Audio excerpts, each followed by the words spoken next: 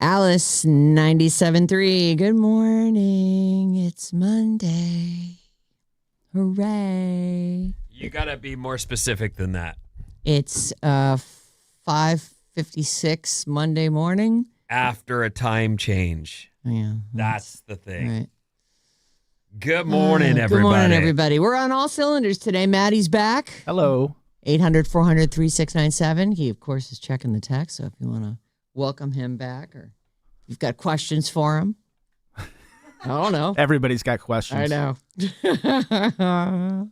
I just took a little personal time. I have a fun story from this. Oh, actually, I have a bad story from 20 minutes ago. Just so you know, we're back at 0 hours on air since last mistake. 0. We weren't even on air yet. Well, it turns out we were on air. But I have to take this room on air, and I had done so. And then when Bob couldn't hear me in the other room on the talkback, I just turned on the mic and asked a question about a spot that's running today. Just la la la la la. It's so funny because I almost did that last week when we were talking back. Remember? Yeah. I turned on my mic instead, and then I was like, "Wait, this isn't quite right." But I didn't say anything. Oh, so you followed through on the prophecy. But then she reminded me I had to reset the clock. So we start the week at 0. It's fantastic. Are you going to tell us about the party or not? I will, yeah, okay. yeah. I want to say, though, that this is the weather we're having right now is spectacular. It is. This is like why you pay the price to live in California, because you walk out and you let that sun hit you and you just... Look at this shot. Although I got to say, if you have allergies, it's a tough time for you right now. That was what am I Sunday looking morning. at? Toward the lighthouse. Where are you? That's right in front of my apartment. Oh, it's beautiful. That is gorgeous. It's just a sunrise. Oh, I saw it. Yeah. It was gorgeous. I went to the beach yesterday too. Oh my God. Ocean Beach? No, I went to Crissy Field. Oh, a Bay Beach. Delightful. Where'd you go? Crissy Field. Oh, okay. Yeah, so it was beautiful. I agree. Absolutely. I got out to surf both mornings, and both mornings were everything that you want in the world. So on Saturday, we got on a party bus at a house down the street from us. That is so... Party bus. But the crazy thing was... Just let that sink in. Party bus. I know. At age what? It was a 60th birthday party. Oh, Her okay. first party bus. I think my first party bus. Possibly. I don't thought know. you were on the party bus that we took to Motley Crue a long, long time ago. No, I drove to the Motley Crue okay. bus by myself. To the show. I remember your party bus though. I was briefly on that bus at the show and then went, oh Jesus. You went and saw Crew? Yeah, it was great. They did all their hits Yeah. first. Then they took a break and they came back and did the album I didn't want to hear. So I left. It was great. I'm like, thank you. This is great. So good. That's what Crew did. Yeah. They... They had like naked dancers. It was that's no surprise. Like even during the break, there's just like a strip show going on stage. That I was was like, this is fantastic. I think there must be a... Guns N' Roses did that too, and they hired all local dancers in San Diego when they came through how town. fun. And I don't doubt that that's their move. It's not that they go and they have a team that they bring with them. They just put out the word. If you want to come and dance at GNR tonight, you got to put out, so to speak. But that's the deal. Take off, put out. Yeah. So okay. So it's 4:30. We're all getting on this bus. We walk down. Now we're not at Crew. This is this where, weekend. this is this weekend. And it's 80 degrees out. It's 4:30 in the afternoon. It's 80 degrees out. It's really warm. But I'm like, well, we're going into San Francisco. Like as soon as the sun goes down, I'm going to need a parka. I'm going to need a very warm coat. So I've got my coat. I got all my stuff. I basically break a sweat just walking down to their house.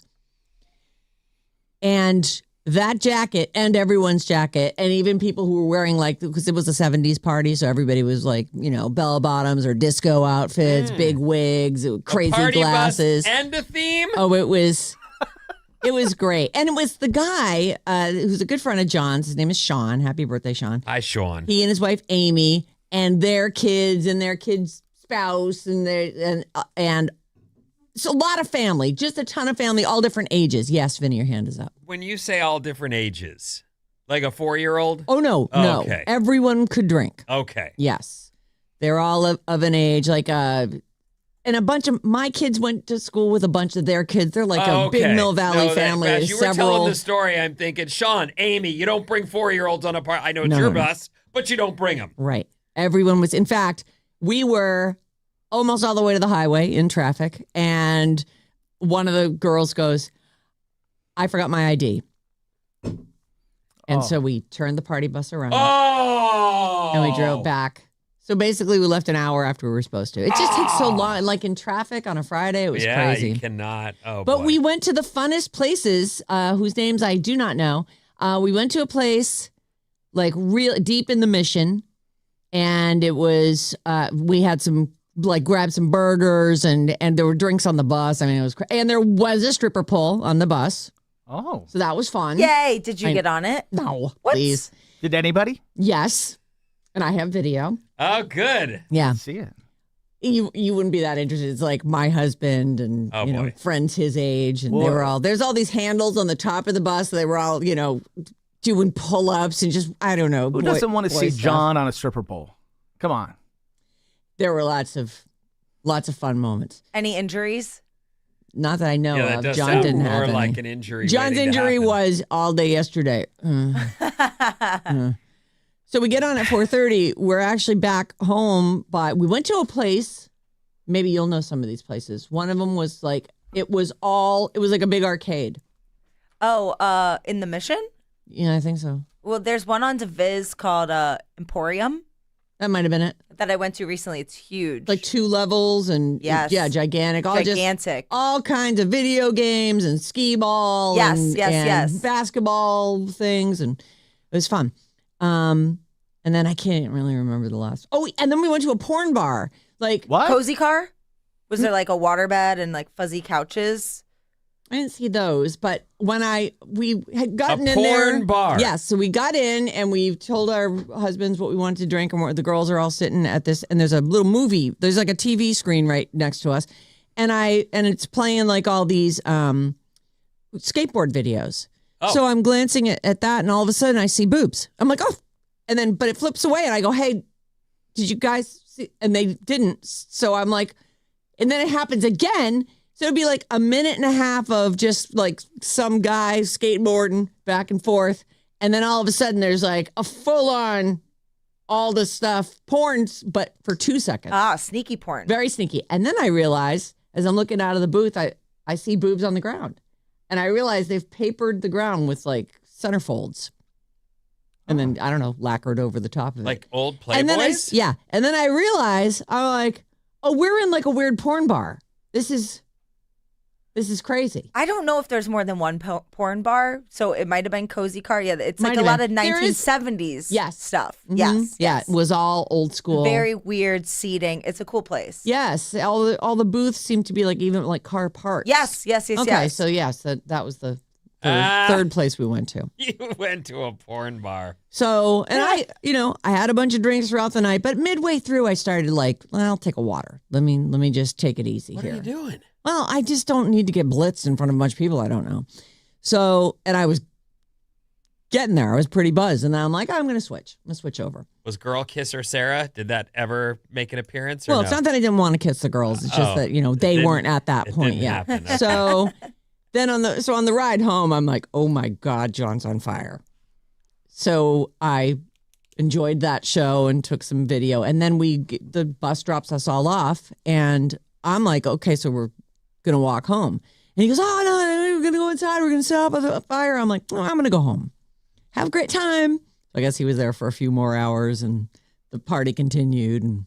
And you went home? It was like 10:30. I was so tired. That's so not you, though. You It's- love to party. I feel like I caught my buzz early enough in the day that and by the way, it was still like 80 degrees out. Even at this point, I'm like, damn, this is a night. Beautiful. And then I just went home and putted around, did my thing, went to bed. John got home at some point later that night, but he he was having one of those mornings yesterday where he's like, oh, what have I done? What did I say? What did I do? I'm like, whatever you did, it was completely fine. You're hilarious. Like people. You were, and right. You were doing- with really good friends. And you were all wasted together. And right. Anxiety. Yeah. That's I know. I have less of that now. I think either my son or somebody said to me, because like he goes, well, what are you worried about? And I'm like, well, that I'm a bad person. And he goes, what if you are? I'm like, you're right. What if I am? So now whenever I start to feel bad about myself, I go, it's all right. You're just a bad person. Okay. And you've just embraced it. I've embraced it. And it helped, actually. I mean, it's just dumb because I know I'm not a bad person. I'm such a good person. But it just makes me feel like, so what if you were a bad person? I'm like, okay. Well, your friends don't have to go out with you again. They'll let you know. I've always felt this way, and then it started to get completely ridiculous, and it was less excusable. But the whole partying and party fouls, you cannot party without party fouls. That's part of getting ripped. Right.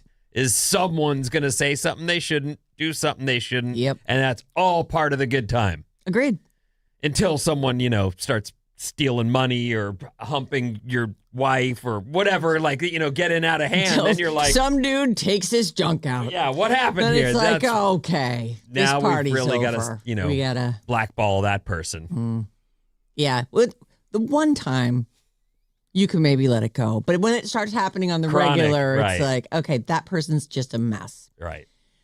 Well, good for you. I'm glad you had fun. Yeah, it was fun. And just a weekend of enjoying the outdoors and being just super happy. Like I felt great this weekend. It was That's really good weekend. Anybody else have it? Thank you for applauding my nice. personal Well, happiness. we should start. I have stuff to tell you, but I'll tell you through the show. Okay, that sounds good. KLOC, HD1, San Francisco. Sarah Vinnie, Alice's morning show. We'll see you right after this hit song from Alex Warren on Alice 97.3.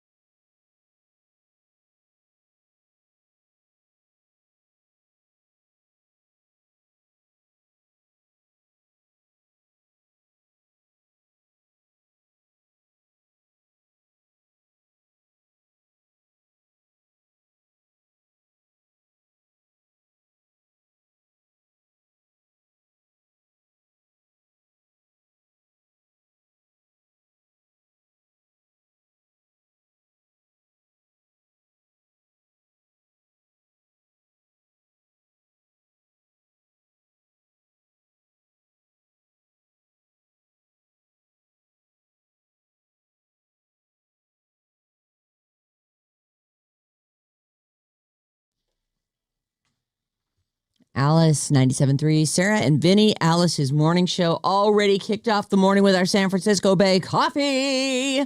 Delicious. Now I'm ready.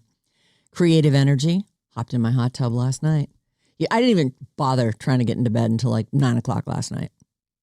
Like, You're so smart. What would the point be? I got in bed at 6 o'clock. What is wrong with you? Because I was tired, because we'd done some stuff over the weekend, and I didn't get a lot of great sleep Saturday night, and I was tired. And so I got in bed and just said, screw it. I'm just going to go to sleep. I'll give myself all the time. And it didn't work out. So it was light until like 7 o'clock. I don't know. Technically 6 o'clock, whatever. After 7 o'clock, I guess. But it did start to cool down, and so we went and sat in the hot tub. It was nice. It was delightful. And John had been done being hung. He was definitely coming around. He had a bad day yesterday. Yesterday was not his most fun day. He made this like fish casserole thing with creme fraiche and capers and that doesn't sound like hangover food. I know, right? Fish. But he goes, it was just like, filet of sole or whatever, just white fish. But in this sauce, and he cooks it up and puts it over rice, and it's delicious. Like, I can't get enough. I'm chowing it. And he's like, it's so rich. I can't. I don't know if I would make it like this. I'm like, no, make it like, write down exactly how you made this. It's definitely the last night's adventures talking. Yay. I know. Anyway, so then later we get in the hot tub and relaxing. It was great. If you've been thinking about getting a hot tub, now is the time. Creative Energy's tax-free event. It runs through this weekend. March 14th is when it ends. They're going to pay the sales tax for you. Hot spring spas, endless pool swim spas, 2 weeks only in its entirety. It ends this weekend. Visit Creative Energy or creativeenergy.com. My location's up in San Rafael. Hello, Cole. You can call us or text us at 800-400-FM97. And email us anytime, Sarah and Vinnie Radio at gmail.com. We need to check that. I realize as I say the new email, we finally got one of those, that we probably need to take a look. I'm going to start with Britney. Let's just do a quick roundup here. Okay. Britney Spears last week was arrested on suspicion of DUI on Wednesday night. She was released early on Thursday morning. There's not a whole bunch more that we know here. The police did express that they found some kind of unknown substance in the car, as well as she was drunk. Kevin Federline, that's her ex. He's the dad of her 2 kids. His lawyers shared a statement with Tumza regarding her arrest, and basically he hopes for the best for her. And that's what are you going to say? This is a guy who's close enough to it that he knows what's going on. Kevin hopes for the best for Britney, and if help is necessary, he hopes that she will neither resist it or those who are attempting to work with her. The concern is whether this is just a one-off or a one more, which is an interesting statement. Why would it be a one-off? It wouldn't be. I mean, Right. We all know. We've seen her. I've seen the dance videos. Right. But that's the concern, Vin. Is this a one-off or one more? Well, she had that one time where she was leaving that restaurant and she was weaving in and out of traffic and stuff. Yeah. So No, she's definitely had her, That was last her month. share. Yeah. That wasn't even a long time ago. No. yeah, She didn't get picked up for that, though. No. But we all watched the videos and thought, oh boy. Her black BMW, driven by Spears, was reported to the CHP's Ventura Communications Center for driving erratically, and finally pulled over. It sounds like they actually let her go for a while, which is... It's hard to figure, but I can only imagine. I said this last week. They must have looked up the plates and gone, we have a bigger problem than normal in Right. that she's famous. Right. And so maybe they really wanted to make sure that they Had whatever evidence they needed. Documented the whole thing as they went. It's still, I feel like that's a danger to herself and other people. Mhm. Like I don't think you let that go. Someone's driving erratically. Please pull them over as soon as you can. I said it last week. I wouldn't want to be a police. Mm-mm. And it's not but that's your daily job is dealing with all of and now you've got to decide, do we get Britney right now for her own safety and everyone else's, or do we make sure we have a case before we do anything that could land back on us? Does she have because they compound. I mean, Yes, in they fact, do. after not that many of them, you're looking at mandatory jail time. So is she at that point? Like, how many Deweys does she have on her record? And do some of them expire after however many years? Her other ex-husband, Sam Asghari, he also had some thoughts on this. They're small thoughts. He's not a big thinker. He says, when it comes to people making mistakes, I understand that. I think everyone deserves privacy, and I hope the press has learned from the past that they give her the privacy that she needs. So there's that. I think this was her first DUI. Oh, her first official? That's hard Yeah. to believe, isn't it? She had Get a driver. What are you doing? in 2007. She had a hit and run incident and driving without a valid license. Yeah, I remember that. That was bald Britney time. So What year was that? 2007 when she shaved her Oh head. yeah, that would be. The baseball bat to the paparazzi. I still have that still picture in my mind. That must have been a big payday for somebody. Who got that photo, you mean? Mm-hmm. Yeah. Anyway, Britney. Her fans now, of course, we heard from the husbands, and now with the people who freed her. They fear that Britney Spears is in a life or death crisis, utterly alone and truly on the brink. Nobody wants to go to Britney's funeral or visit her in jail because she's killed someone. They're saying a source close to Britney Spears. Literally anyone could have said that. You know, one of the things I noticed they do a lot now, and this is, I find troubling, but they will go to X and pull comments right off of the former Twitter. Yep. And put them in stories Yes. as if they're some kind of Sources. legitimate source.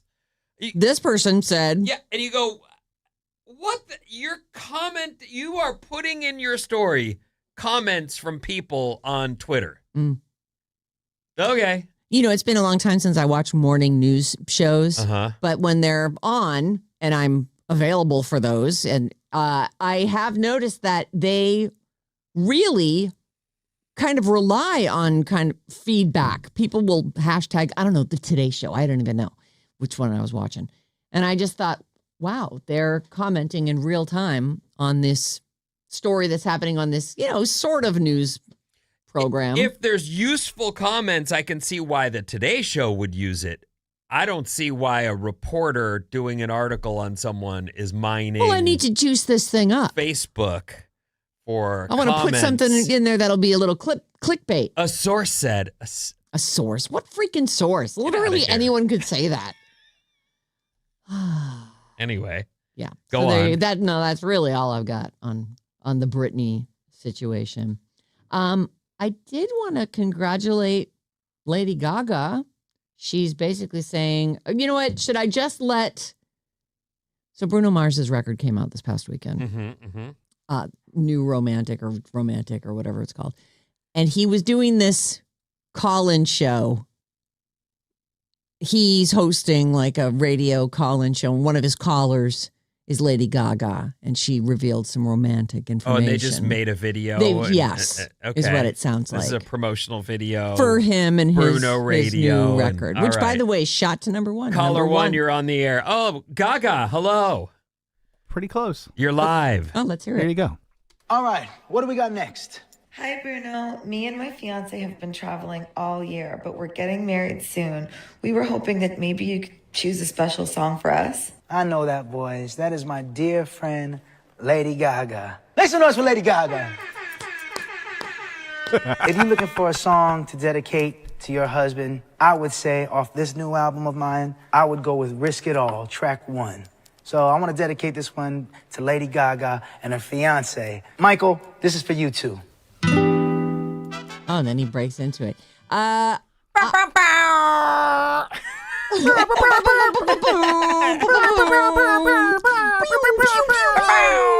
And in morning radio. We need one of those. With a reverb on his voice, too. I like that. Well, it was on hers, too, though. That was So they weird. just stuck it on the whole I video? think so.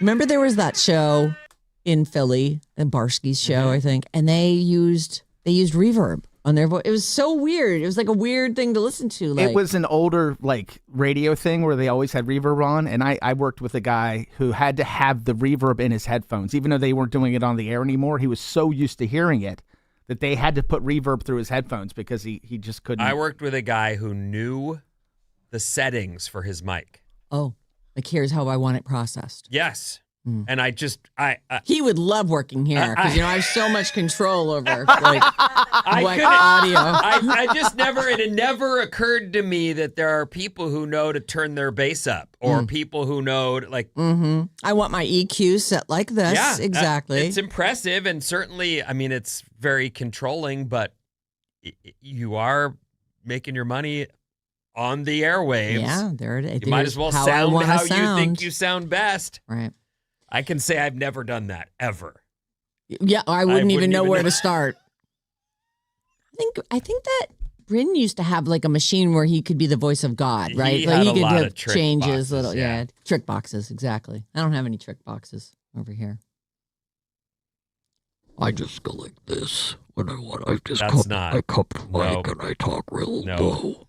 This is excellent. This is all the Cupping your effects I hands is need. not the same. It's the way. No. All right, let's hit that next caller. So she read that thing that she just, put over the phone to Bruno Mars, but apparently she's been with this guy, Michael Polanski, very regular looking dude, like a ball cap wearing, goofy smiling. You want to see a picture? He's a multi-trillionaire, though. Oh, is he? He's a tech guy. Yeah, I wouldn't know. Venture capitalist. Well, it's not like she needs him for his money. He is Just kind like, of. I don't know, man. He's all right. He's looking. cute. Sarah, Is he? don't you think that even though people have money, tons more money is always good? Yes, I Yeah. always feel like, the more money you have, the more you're like, but I love money. I'm It's going to fun have buying it. fast cars, but now I want a fast plane.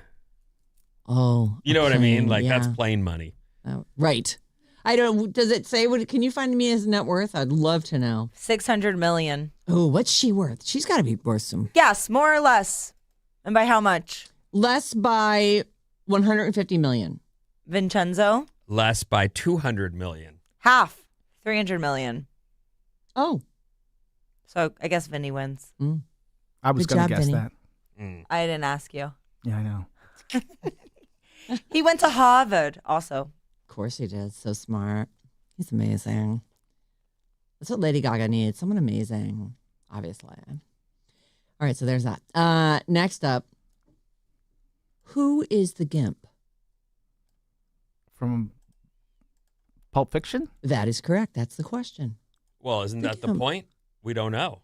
Turns out we do know now. We don't. We do. No, We they never do. show him. I have him right here. The Gimp What? from Pulp Fiction. There's a scene in Pulp Fiction. If you've never seen it, it's a sad scene. This guy is not there of his own free will, or at least he doesn't appear to be.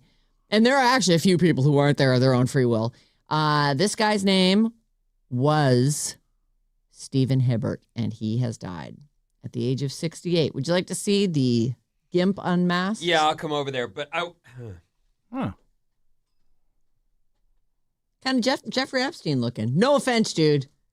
Just because you look like him doesn't mean anything. I guess I never thought about I thought the Gimp was a participant. Oh, maybe he is. I don't know. I don't know about that kind of stuff. I assume. Wasn't he all like? Whoa, I think that was his. That might be his fetish. that's what I'm thinking. Yeah. Is that you are someone that wants to be dominated Yeah. in the most extreme way? It Because just. he's like, It really isn't did. Doesn't he climb out of a footlocker? Yeah. Oh. Or it was a closet kind of deal. I thought he was chained up though. He was chained up to He that. wa- too. yeah. I don't know. Well, I guess that remains the mystery. Like, did anybody who was there want to be there? I mean, the two dudes wanted to be Yeah, there, but other than that, I feel like, Pretty far from okay. yeah. Is the line. But now we're square. We're going to go our separate ways. The greatest part about Pulp Fiction is that it was like a study in how life just, like, go ahead, make your plans. Hilarious. You're adorable. This guy's chasing you and trying to kill you. And you happen to run into the right or wrong door, whichever way you want to look at it. I mean, it was the right door for Bruce Willis's character. It was pretty much the wrong door for Ving Rhames' character. Mm-hmm. Mm-hmm. But in the end, because Bruce went and saved him, they were square and walked in different directions. Yeah, I don't know about gimps or that whole lifestyle. Do you want to know? We could look it up. No, I find myself feeling very naive often. Mm-hmm. As horny and as much as I love women, I just don't have all the history and experience that clearly others have just said, I'm going all in. Yeah, in everything. Like, I really want to take all the stops out. I just want to experience it all. That's... Hurt me, kiss me, do me every which way you can. Let We're your out of time. I just got run wild, too. Like, let it run wild during these messages. Vinny, what's coming up next? Wait, are we really in a rush? Is that, We are. Okay, I fast got after the these. words. Okay.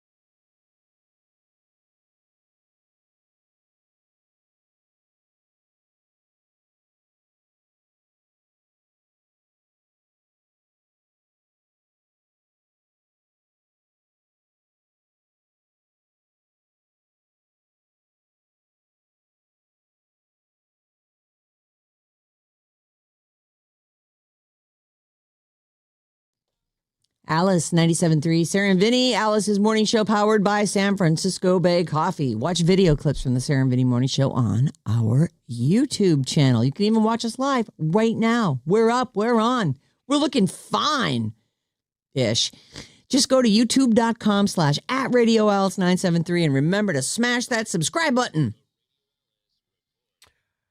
What's up, everyone? This Alice Report is brought to you by Mumford & Sons Tickets. All this Exciting. week, listen at 9:05, 12:05, and 5:05 for the code word. Then head to radioalice.com and enter that code word for your chance to win a pair of tickets to Mumford & Sons on October 8th at Shoreline Amphitheater, courtesy of Live Nation. I've seen them, and I didn't even necessarily want to, and then they crushed it. I think it was a Live 105 gig, like one of their things, but those guys are good. Really good. Mumford & Sons. Tickets, 9:05, 12:05, 5:05. Get them. Get them while they're All right, mostly sunny again today. As Sarah mentioned earlier, the weather's been nice. Nice days. This is what you want. summery even. Well, and welcome to the major impact of the time change right now. You're feeling it. It'll get gradually better over the week. But today, holy hell, has been unleashed on you. Yeah. I mean, maybe it's not that bad. Maybe you're fine. Yeah. Maybe you don't even get up to an alarm and you're like, I don't even care what time it is. Good for you if that's the case. They say here daylight saving time caught 1 in 7 Americans by surprise. Not our listeners. We mentioned it 10 times last week. But that is one of the weird things is that because you don't have to change every single thing in your house and in your life, including your what's alarm on just goes off at the right time. All that stuff figures it out. My watch changes, my phone, so you really don't need to be up on it. Your stuff will. Once you notice, and then you're like looking at the microwave going, I don't think that's the right time. Oh, now I see. 64% of us want to stop changing the clocks twice a year. We've all voted for this. I don't know what the heck. It passed. Why is it continuing? And they said they were going to do it like 2 more times. Yeah, there's 2 more, and then we'll stay on the daylight savings. This is the time that they would stay on, right? A majority of us would now support staying on this time. Yeah. I don't. I like the other time, but okay. Yeah. Whatever. The other time, though, you know how there's like maybe a week or 2 a year where even as we're coming in, the sky's lightning? Yeah.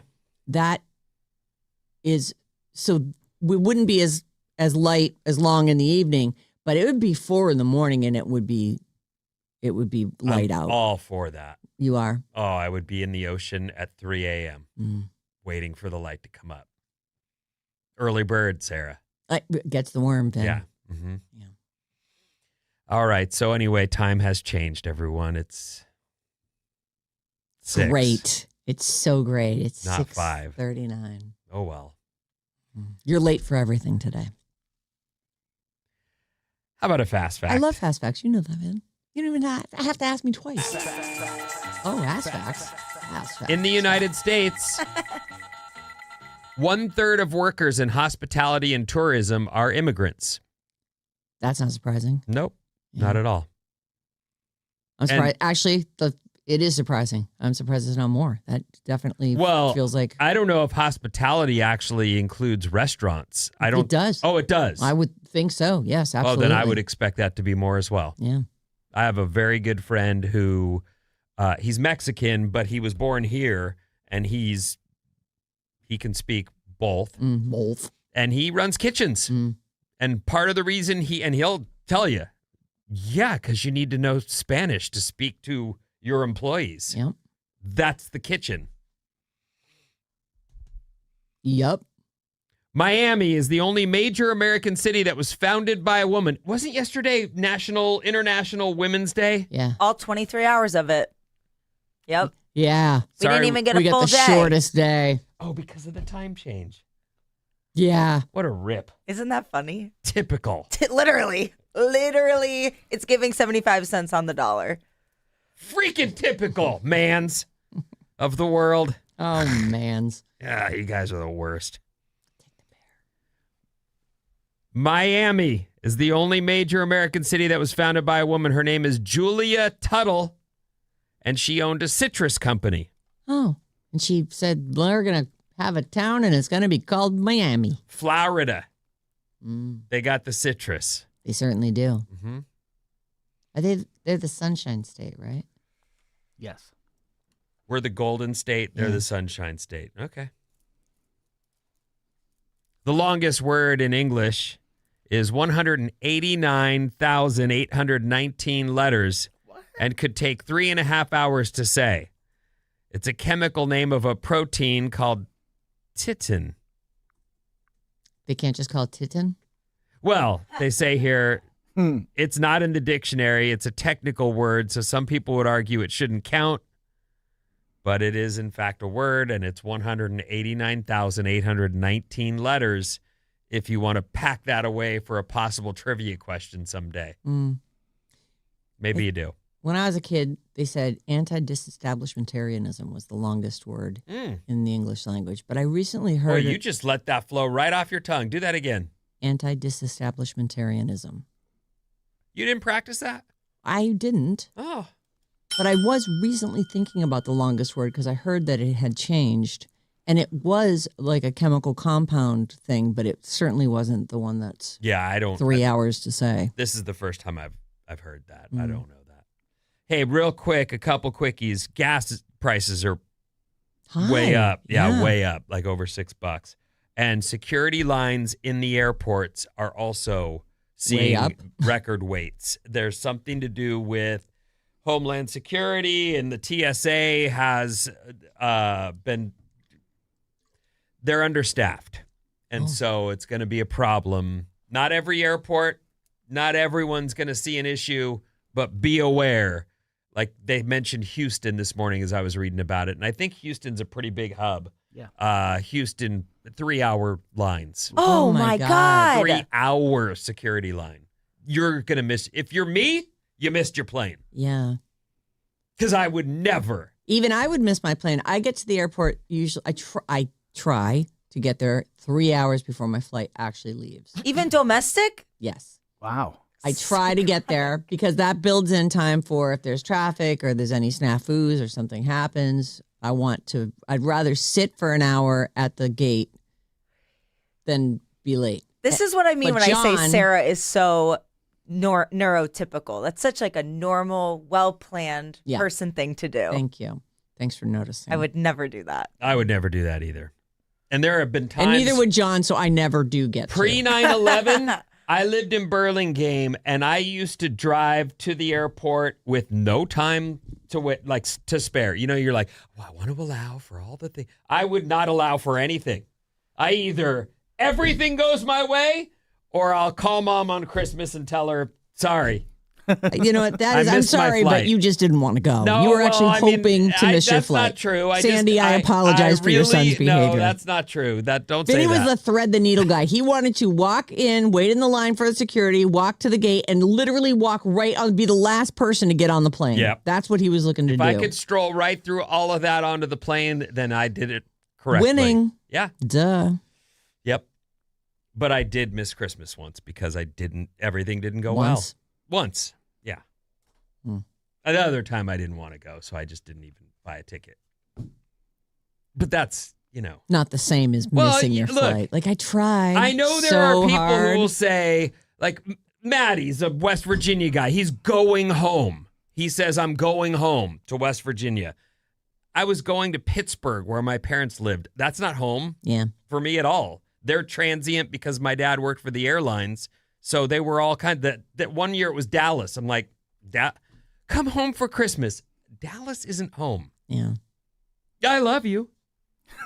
But home is where the heart is, Vinny. I understand. But I'm just saying, that's like you still call Boston home. Absolutely. And there is no home there for me. And you haven't been there for 35, 40 years. I haven't lived there in forever. But every time I go back there, I feel like I'm home. It is funny, too. There's a draw to home where you grew up. There's definitely... You don't have that for Philly? No. At all, Wow. huh? No. I didn't really... I don't want to move back there. No. People weren't very nice. Well, it's Philly. What? I know, exactly. I'm like, Yeah, I don't like rough. the vibe. It's like, I'm from here. You're not from here enough. And Oh. That is true. When I first started working with her, there were a few things I, had Yo, Vinny. had commentary on, and it was just absolute rage. It was not well in received. response. But yep. surprisingly, we did well there. But yeah, you can't talk about hoagie shops or the Philly Fanatic in any way other than a glowing review. Right. You know what we need? More sandwich shops on every corner. Yeah. Actually, I agree with that. I'd be fine with it too. I do love a good sandwich shop. Pat's or Geno's? Neither. Joe's on South Street. Yep. Is that right? It's Jim's, though. Oh, is it Jim's? Yeah.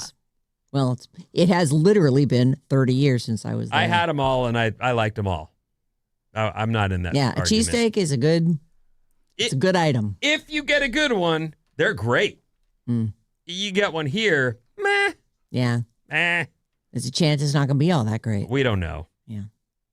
Wonder if that sandwich place across the street does a good cheesesteak. We could find out. We certainly could. I think that's the one you had, the beef bourguignon. I think that's as close as they have. Oh, there's no cheese on that.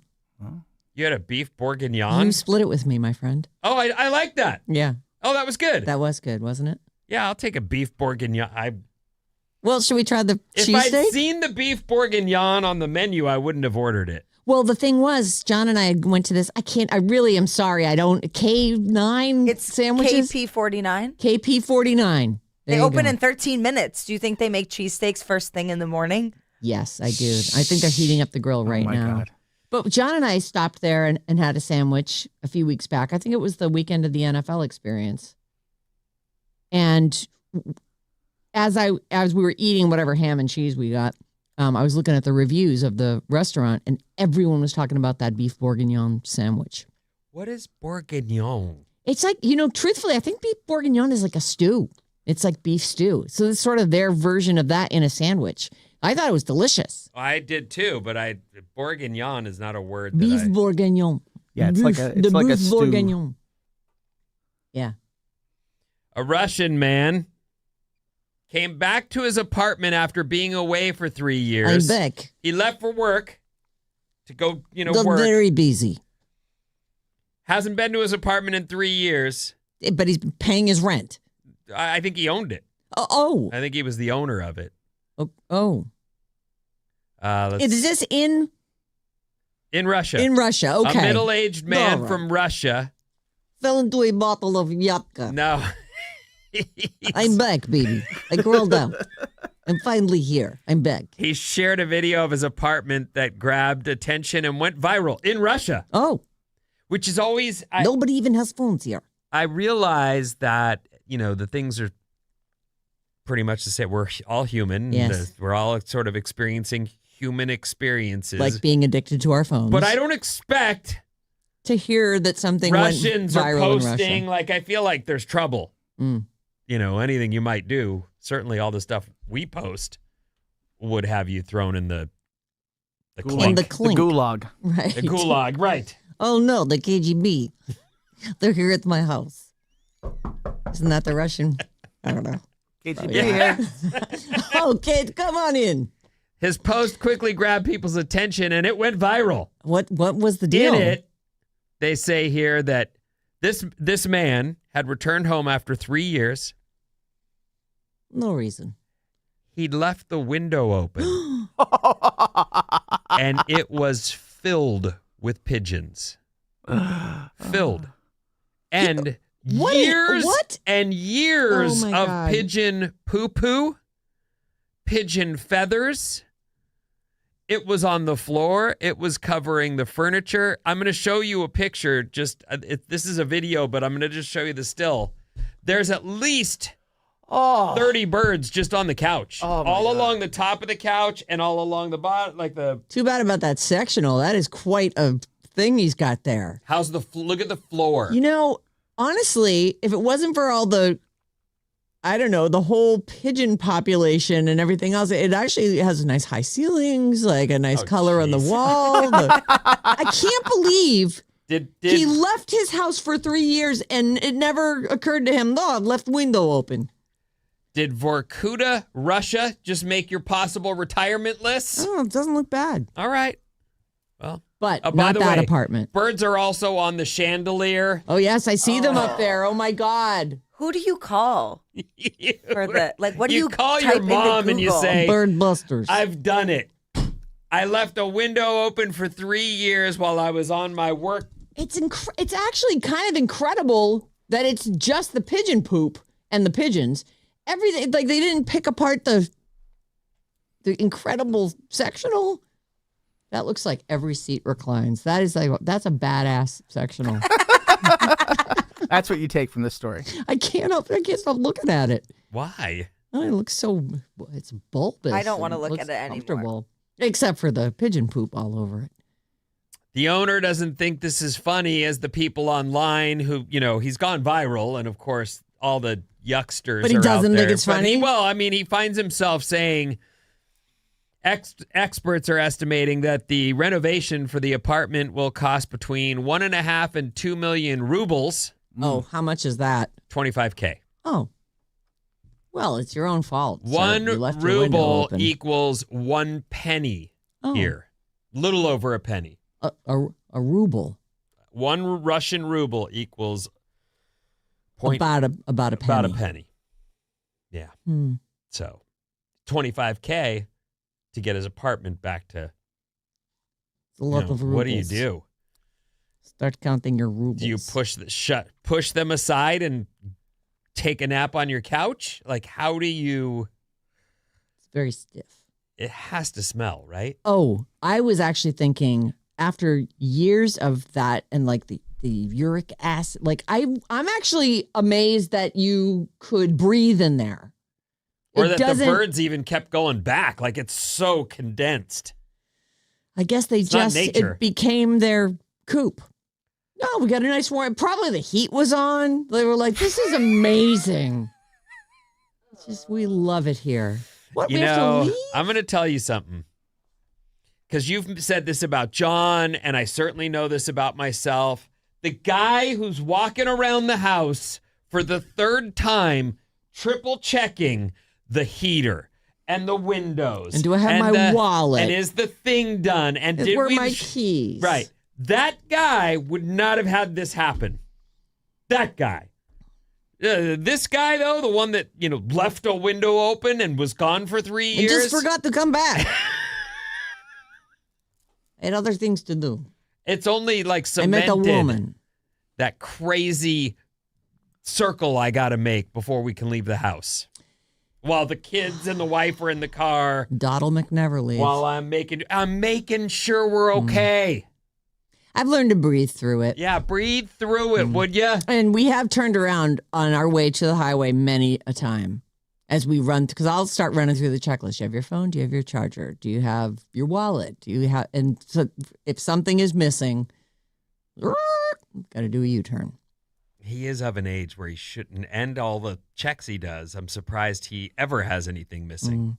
But, when I'm hurrying him along, of course, it's my fault. That is very well. It is. I mean, that's the same thing. The missus will be in the car. You sound just like him. I'm trying to make sure we've got everything safely handled here. You want a fire to break out? Nope. Do you want to be robbed? Nope. You should check to see if she left her keys in the car. Listen to this. On Saturday night, we go, let's go to the beach house. I have a little apartment in Santa Cruz. We live in the family lives in a house. I had that before we had kids. Okay. We're going to go to the beach house. Me and the kids are going to go jump in the ocean for a swim right before sunset. As the sun is setting, we're going to swim, and then we're going to eat some dinner, and then we'll watch a movie together and go to bed. Drive over there, and everybody's like, we got all our stuff, right? We got all our stuff. Soon as we get there, I'm like, everybody get in your suits, run down to the water. Suits? My oldest goes, I didn't bring a suit. Where's my bag? I don't know. Where's your bag? You didn't pack it? Oh. I go, did you put it by the door with all the other bags that I brought? I mean, they're only backpacks. It's one night, but still. Where was it? Well, I'm sure it was there. You didn't pack it. Okay, let's go back to the house. It's 15 minutes down the road. No big deal, but now we're losing light. Yeah. Fast. We get there. The bag's in her room. Where else would it be? Right. It's too bad you didn't do a circle around the house that day, huh? You're in charge of your stuff. We didn't get that swim in. I'm sorry to hear We're that. out of time for text, so what's coming up in the trash, Some Sarah? stuff went down at Riri's house over the weekend.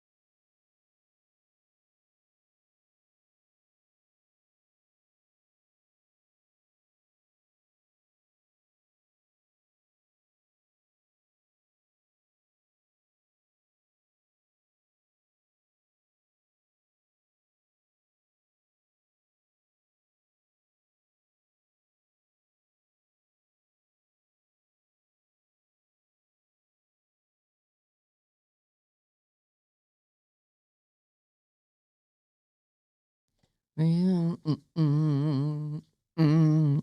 97.3. Sarah Vinnie, Alice's morning show.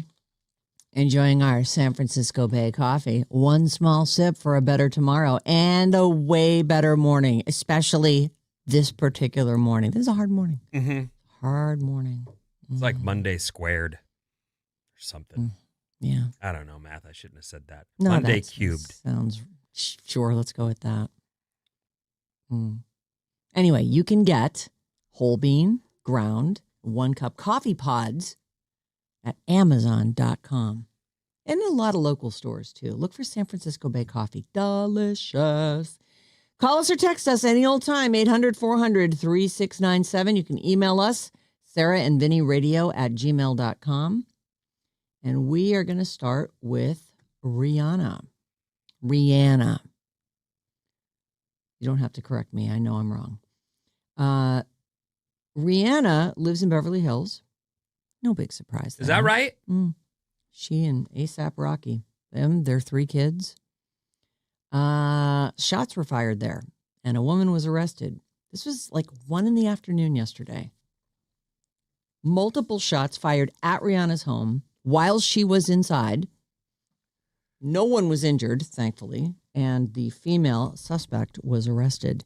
The suspect is in her 30s and allegedly fired between 7 and 9 rounds from an AR-15 style rifle while parked in her Tesla across the street. Was it Beyonce? My only question there is Beyonce still in her 30s? Oh, sorry. My bad. No, I have no idea. Don't actually. they have beef?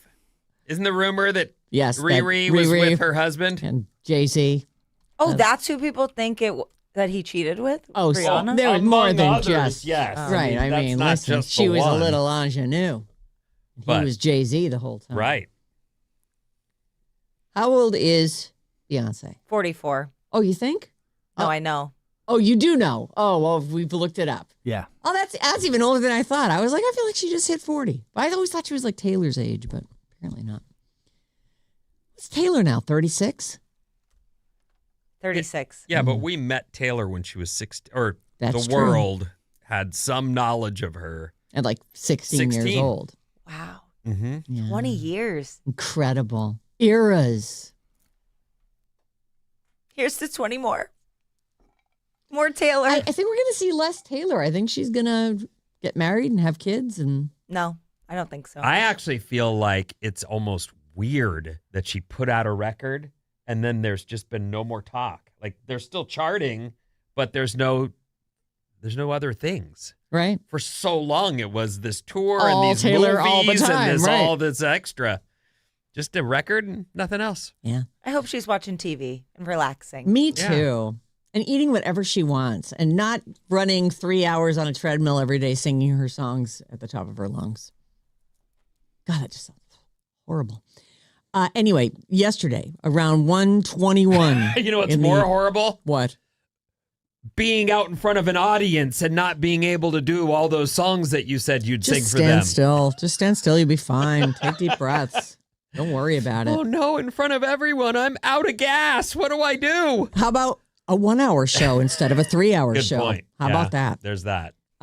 So this lady, just let me see if there's a name here. I don't believe there is. The LAPD is saying more information on the suspects is going to be released today. Obviously, a lot of people in the area were very concerned. 4 rounds hit the house, although it sounds like they just were stopped by the house. But God forbid somebody could have been outside. Don't shoot up houses. Right. She fired between 7 and 9 rounds from her Tesla. And that's not, from her car. It doesn't have to be a Tesla, whatever. A family source confirmed that A$AP Rocky was not home at the time, but it's unclear if their 3 kids were. She was there, though. That had to be terrifying. You move. Do you move? I feel like I maybe move. I want to be behind a 10-foot fence. You get bulletproof windows if you don't already have them, which they probably do. Yeah, they probably do. If money's no object, and I would think that with her, isn't she a billionaire? I mean, she's got her beauty line. Fenty, yeah. if not lingerie. close. Yes. And I feel like she really could just say, I'm going to need a bunker and I'm going to need a bulletproof house. You know, here's what I think. As you were saying that, I thought, what if she loves it there? Yeah. Like, I love where I live. Well, I would be super bummed that someone made you feel unsafe there. Coming out there and being, doing this thing that's been done to her house. Like, am I going to have to not get to live where I want now? Right. And live the life that I've built for myself and enjoy? Because, if it happens again, yep, it's a gots to go situation, but you hope that this is a one-off, right? I feel like it's a difficult thing to be famous at her level. Mm-hmm. Even a little famous. If you're in Beverly Hills, there are maps that they will sell you on the corner that have everybody's house map. True story. Marked. And there's even bus tours. There are people who are like, you can't go outside between 3 and 4 because that's when the bus tour comes by. I think that you either can handle that or you find that you can't. And I would think that bullets fired into my house might be the thing that if I was waffling at all, I might be done. That doesn't mean that they can't find out where your new house is, and that'll have all of its own problems. But I would be really bummed. I'd get armed guards. Like have armed guards out front. I'm actually kind of surprised that she doesn't. Yeah. She's worth $1.5 billion, by the way. Yes. Yeah, you'd think a gated community would help avoid this. Like, that's... Beverly Hills is just a neighborhood you can drive through. Yep. But a gated community has security, and you can't come through unless you've been cleared. Right. That might be the way. But you know what? The flip side, too, I like it here is I can't have my kids... cloistered away in a house where shots could be fired at them. Yeah. So she's got a tough decision to make. Saying. Like her kids could have been playing in the front yard. I mean, maybe not. Yes, but they could have been. I mean, that's the thing. That could have been an absolute, horrible, tragic disaster. We talk about kids being on their computers and hiding in their house all day, but in reality, most parents that I know are trying to push their kids outside as much as they can. Right. They still will come in after being out and go, can I borrow your... No, you can't have the iPad. I'll bet you, though, that Saturday was a pretty nice day down in, or was it Sunday? Either way, yesterday. It was probably gorgeous. It was probably gorgeous. I'm going to guess they got a bit of a wonderland out back. Maybe. So maybe if they were anywhere, they were out back in the pool, on the incredible water slide, in the permanently installed bouncy house, the jungle gym. I'm sure. All right. Up in the tree fort. Yeah, I don't know. That's a rub. I would be pretty bummed out if I was Rihanna. Anyone would be bummed. Someone took shots at our house. It's a bummer. You ever hear about Eminem? He built a mansion for himself, like in Detroit, and then he built a 10-foot wall and put like broken glass pieces into the mortar at the top of it. Like, just like, I'm serious. I don't know. I don't know that I heard about the broken glass. That's what I heard. Okay. You make it so that it's harder to climb, I guess. You can't just cut the razor wire. But I do feel like it isn't. Maybe some people are like, well, this makes me feel safe. But wouldn't you feel so detached from everything going on outside your little, basically prison that you've built for yourself? Like, that sounded so prison-y to me. Ooh. Well. But maybe you'd be like, well, I've got everything I need here. And the internet. I'm out. Well, you just said it. If the backyard is a child wonderland, you don't have to worry about them being in the front yard. Part of the thing that you're up to when you're telling your kids to go outside is be with other kids. Go. Yeah. Play. Mm-hmm. Make things up. Make believe. Live in that world. You're 4 and 8 or whatever age you are. Go outside. And have some fun. Oh. Yeah. But I don't know. For celebrities, maybe they just would never let their kid out front. Maybe. And this might be the reason why. You remember when, actually, I guess maybe you don't, Kevin Smith used to come on the show all the time. I wasn't around then. Yeah. He was talking about how his daughter, whose name I think is Harley Quinn. That's right. Yeah. She was friends with Johnny Depp's daughter, Lily Rose. Mm-hmm. And they were friends. So they knew each other and they wanted to hang out, and they're both like kids of famous people. And Lily Rose was never allowed to go to Kevin Smith's house. And Kevin Smith's daughter, Harley, could only visit Lily Rose. And he said it was the layers of security to get your kid to a play date at Johnny Depp's house was just insanity. But I guess the cameras started a block away from the house. Yeah. Like there's cameras all the way. And then there's a gate, and yeah. there's a whole check-in process and a double checking of IDs, but the kid's only 12. And it was like a whole thing that all these hoops they had to jump through. And it wasn't like he would go in there and be like, "Hey, Johnny, how you doing?" No, you dropped the kid off at the front gate and you weren't going in, sir. But that's the safe thing, right? You don't want anything to happen to your kid. But that's like for the kid, that's a little much. Like, did she get to go to school? Did she get to have any kind of sort of normal relationship stuff? So weird. I'm sure she knows she's the child of one of the most famous people in the world. Right. Well, and she's famous in her own right now. She's been good in a few things. Actually, she was in a Timothée Chalamet movie, like called The King or something like that. Yeah, I like that movie. Yeah, I like that movie too. That was good. Anyway, sorry about it, Rihanna. It's just terrible, terrible news. Bruce Springsteen. The Land of Hope and Dreams. This is his new tour. And you're going to need hopes and dreams if you want to get any of these tickets. The cheapest ones are $300. So the tour is themed around the No Kings movement and the power of everyday working people. This is what he has said. This is for the people. This is the real people out there in the world. No kings. I don't want to be bossed around by billionaires. How about you? He has said, okay, Ticketmaster, you can use dynamic pricing.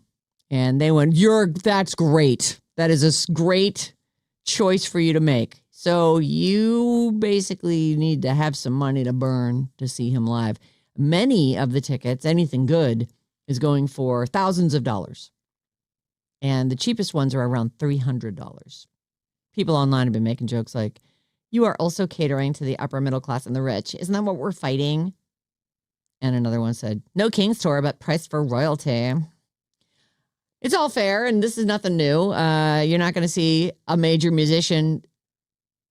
I mean, when is the last time you paid a mere $25 for a ticket? Like 30, 40 years ago? Like when you saw like a name act?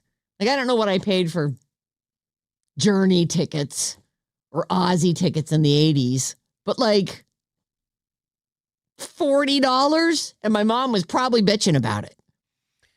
Yeah, it's gotten really out of hand. Yeah. But you've heard everyone from Pearl Jam and on down. Yep. Everybody's trying, right? And lose every time. And even if they make the tickets cheap, they'd immediately be scalped by the bots that are out there and then resold for $300, $1,000, whatever the going rate is. And if you force the buyer to provide an ID that has to be shown at the door, then you can't, like, if you can't go, you can't give your tickets to anybody. For what it's worth, the boss hasn't commented, but in the past, he defended dynamic pricing, saying that it allows the money to go to the people putting on the show, not the scalpers. And he said, I know it's unpopular with some fans, but if there's any complaints on the way out, you can have your money back. It's going to be worth every penny, I think is what he's saying. Well, I have heard people say he plays a 3-hour show and puts it all out there. Yeah. I've heard people say, I was not that big of a fan, and then I went and saw him, and now I am in love with him. Yeah, it's possible. So he's there been you go. doing it for a minute, so you expect that he's pretty good at it. Did he do... Was it on Broadway, some Broadway theater where he was doing like a storyteller's thing? Like he'd sit there and tell you stories and strum on his acoustic guitar and sing you a few songs. And that seemed to go on for a really long time. I mean, I guess anybody who came into New York and was like, oh, I can go see the boss. And it's only $172, which I have no idea what it cost. Probably sure more than that. Yeah, what am I, crazy? Yep. Guy's a big star. That had to be a good gig, though. There you are without a major setup and 1 million people to pay, and you go in and you just get to sing whatever you're feeling that day. He did 236 shows. Jesus Christ, really? How long was that going on? From 2017 to 2018, and he returned in 2021 to do it again. Oh, boy. It looks like it might be on Netflix if you want to watch it. Oh, like they took some of the best moments and threw it up there? Yeah, or at least recorded it one night. Not sure, but looks like it might be on Netflix. If you were a big Boss fan, I'll bet people made pilgrimages to like, I gotta see him doing that on Broadway. Honestly, is there anything cooler than being able to hold an audience in your hand with no plan? No. You walk out there, you tell some stories, you play some songs, Interact with the call audience. it a night, right. and everyone leaves going, I can't believe what I just saw. Yep. That's pretty cool. Go for as long as you want, too. Like, those people were probably like, yeah, you can keep going. There are people with great talent, and that's why we pay to see them, because you can't believe it. That person can do this. And I suppose he could play new songs, he could play cover songs, but he also has some serious depth in that catalog. Like, I'm sure that, especially if you're a fan and you know every album start to finish. This weekend at the box office, The Bride is a bust. I'm actually kind of surprised by this. It opened wide in 3,300 theaters. And The Bride is the one with Christian Bale playing Frankenstein and this girl. I think her name is Jessie Buckley. But it focuses on the bride. It focuses on their relationship. Oh, okay. The two of them. All right. But maybe it is just about her. I mean, it's clearly her story. She's the bride. And it's Maggie Gyllenhaal, I think, is the director and I think is in it. But I don't know what their expectations were, but $7 million seems like a bomb to me. Yep. I think they determined that it wasn't very good, so they didn't really promote it. Is that so? I feel like I saw a lot last week about it. Maybe I did, but just last week. Yeah, that's true. Yeah, I didn't even know about it until last week. Yeah, that's when it started popping up on all my web pages. And well, Jessie Buckley is hot right now. You know, from Hamnet, she's up for an Oscar. She's nominated, right? Yeah, she won the Golden Globe. So it's surprising. Well, for the record, they were up against Hoppers, and I went and saw that. I was going to ask They you got if you my went money. and saw it. Oh, yeah. Well, that was number one. $46 million. Oh, wow. Yeah, good for number one. 4,000 theaters. What'd you think, Vin? I loved it. It's hard because I feel like Pixar only competes with itself. Yes. You compare it against other Pixar movies. films. There's like really no way to, but it was excellent. It's about nature, about how you, and I took it like, it's very much my life. I need my ocean time. I need to be in nature. It's something that's really important to me. It's your well-being. I don't like calling it church in the sense that I know there are people who go to church and will be offended, but that is where I go get reset. And so it's very important to me. And that's what they're talking about in nature. This little girl and her grandma would sit at this pond, and she was trying to explain to her daughter, like, listen, just sit for a minute. You'll hear it. And then you start to hear the birds, and you start to hear the rustling of other animals, and you see this nature, this sort world. Behold, like, wow, right? You're part of it. You're in this. And so that's sort of what this movie, and so that theme is really important to me. I found like they nailed it. It was really well done. Excellent movie. Hoppers. So that was number one at the box office. Scream 7 has been out 2 weeks, and it made another $17 million. It's close to $100 million. This is just domestic numbers, by the way. I don't know what Hoppers did worldwide or Scream 7. But The Bride was that was number 2, Scream 7. The Bride was number 3. Goat was number 4. That's also pushing $100 million. So congratulations to Steph Curry. Wuthering Heights. It's in fewer theaters, 2,500, but it was 5th place with $3 million, a little over that. It's made about $78 million in the 4 weeks it's been out. I can't believe it's been out that long. Maybe it was limited at first. Can you believe we're only 11 days away from Project Hail Mary? I think it comes out on the 20th. I think it comes out this weekend. Oh, is it? I think it's the 20th. Oh, it is Yeah. the 20th. I thought we were going to get to talk about it this week. I'm sorry. I already saw it. Are you going to go? Oh, I'm definitely going to see it. She got to see it last week. She I went to a screening in Oakland. I don't know if thumbs up. Delightful. Okay. She's not allowed to really talk about it. I can't wait for that, actually. So this weekend on SNL, Ryan Gosling was the host. And this coming week is Harry Styles. So it was it was the funniest part of the whole show was the monologue because Harry Styles was there. Harry Styles was just hanging out, soaking it in. I guess he's already in New York. So he's just sitting in the audience with a smiley face t-shirt that says, "I hate you" underneath it. And they just kept flashing to him, and they did this whole thing where Ryan Gosling is feeling insecure about himself because Harry Styles is right there. Like he's feeling judged or whatever. But it's a really funny monologue. If you like either of those guys, it's worth a look. And then this weekend, Harry Styles will be hosting. And I think he's a musical guest too. Mm-hmm. Double duty. Double duty. Will you watch that? The whole thing, no. Oh, really? But I'll watch clips. I'm looking forward to watching some Ryan Gosling clips after. There were some weird skits. He's funny. The one with the teacher with the notes. That was dumb. Really? I just felt like if you're going to, I don't want to ruin it for anyone, this terrible skit they did. So they're the teacher and the principal, and then the kids are passing notes, and they keep flashing this message up on the screen that says these notes were written between rehearsal and now. So they're reading them fresh. And they just weren't that funny. I'm like, be as outrageous as you can possibly be. They were just so silly. There were a few that were kind of funny, but overall, I liked the skit where they were all dancing, and it was like a Charlie and the Chocolate Factory kind of thing, but it was like the donut bakery house, and all the little donut makers had committed suicide.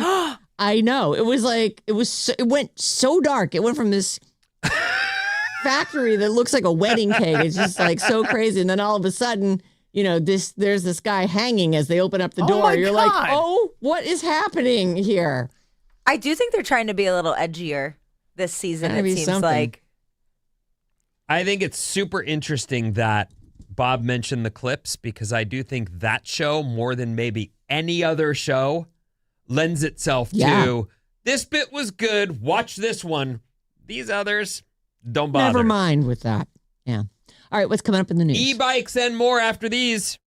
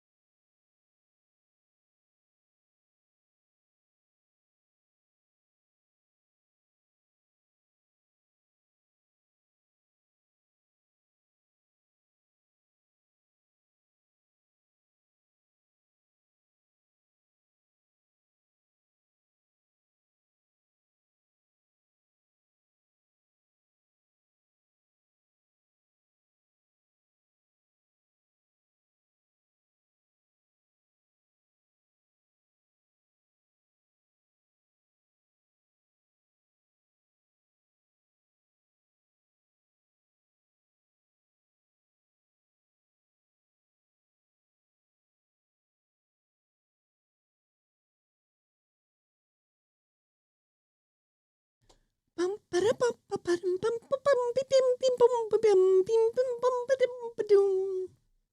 gonna be. Alice, 97.3. Well done. Thank you so much. That was really nice. Thank you. Sarah and Vinnie morning show powered by San Francisco Bay Coffee. Check out the Alice 973 Instagram for video reels and pics from the Sarah and Vinnie morning show daily, plus links to all our personal profiles. What's up, everyone? This Alice Report is brought to you by Jumpstart MD. Start your weight loss journey with Jumpstart MD. Mention radio. That's the word. Mention radio to get started for only $20.26.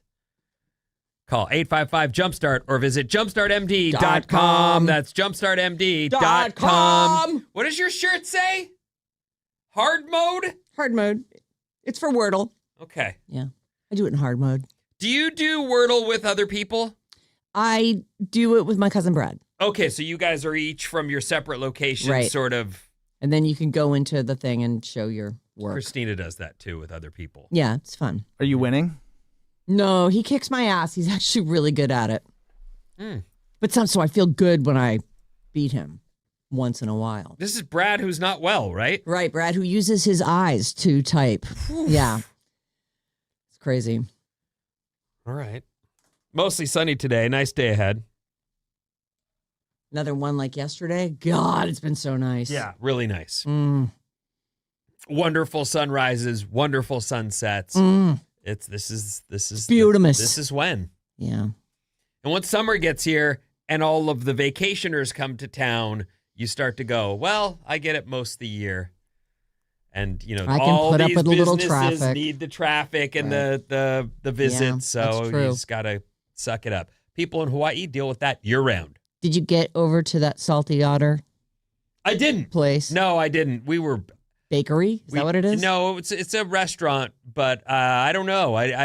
They apparently used AI to make their logo, and the locals were upset about How it. dare you? We have artists here who And want your money. they were giving them bad reviews. Yeah. Because Zeros. of the sign. Yeah. Yeah. What? Yeah. It's just a regular, it just looks like any logo you'd see anywhere too. Like it's, it's an otter on a surfboard. I guess they didn't hide that it was AI. So It looked like AI, but that's, so what? I mean, the person in the business who was in the story said, I've poured all my money into this. There's not a lot of dough for artists and logos. And maybe someday. I get it. I Right. think if anybody starts a business, you watch your Cut corners where you can. your cash go right out the window really quick. Mm-hmm. I always think of that as the pandemic came on. How many people had been working towards this goal, and then the entire country shuts down, and it's just flat out the worst timing ever. The people who opened their pizza restaurant on March 12th of 2020. Like it's not even close to funny. It's horrific. No, it's awful. I guess maybe if you opened a pizza place, like people would ask for delivery pizza or something, I guess. That would be the only potential saving grace there. You realize that the 6-year anniversary is this week. The last day that we worked on air at our old building was Friday the 13th in 2020. And that weekend, remember we did in March, and we did a little test show on the Saturday. I do remember that part. So you're saying 6 years ago 6 years ago this week. was our last. So then we went through 2 years of that crap, and then we were clear. Is this week is Friday the 13th? 9th, 10th, 11th, 12th. It is. Yeah. Oh my God. It'll be the 13th has come around again. That's crazy. Because it was a Friday the 13th when it happened. and it'll Oh, be a I Friday see the what you're 13th. saying. Oh, okay. I'm like, the 13th is going to happen. Yeah. But is it going to happen on Friday? Okay. You got me there. Our first story is about e-bikes. This is something that I haven't gotten into, and I really didn't think it would catch on. In fact, I know people at Specialized. I remember them saying, we would love for you to ride. And I was like, you guys. I was I'll take one of those. Give it to me. When I ride a bike, I'm trying to get some exercise. I don't. That's overrated. Well, it turns out everyone I know now rides an e-bike. Everyone. Even my mountain bike friend is on an e-bike because he's Need like, a little extra help. I can go everywhere on this. It's not that I don't want the exercise. I'm still getting some, less. Absolutely. But I'm also getting to enjoy my ride and go farther and go more places. So what I I'm see it. jealous of with the electric bike is that when I had little kids, I had those hook-on things so that on the back of my bike, there was a clamp-on place where apparently they were supposed to help You tow pedal, them, though, basically. but you're towing them. And we used them maybe 20 times in their whole childhood because they weren't helpful. And if there's any hills, it was awful. And now I see people going along. This one guy, I see him all the time. He's got this crazy, great, like kind of oversized e-bike with a seat on the back and then a tow thing with 2 kids in it. He's got 3 kids on this thing and he's doo-doo-doo anywhere he wants to go, over to the park, up and down hills. Let's just go up that hill for the fun of coming down the other side, kids. Let's go. I don't get it. Biking is dangerous. Like, biking is dangerous. I don't get putting kids on bikes. Like, on the back and towing them. Bike lanes have become so prevalent and so much bigger than they used to be. There are definitely still places that it's inadvisable, especially with kids. But man, like in my town, it's fully. This is what I was saying bike-laned. earlier. I realize that in general, most kids are perfectly happy in their rooms or in their house because there's enough entertainment available to you. Yeah. But most parents, the ones that I know, the ones I'm around, are like, we need to get you outside. Yeah. You need to get fresh air. You need to get Go exercise. run and play you at the need park. to, well, yeah. And biking is one of those things. I agree with you though.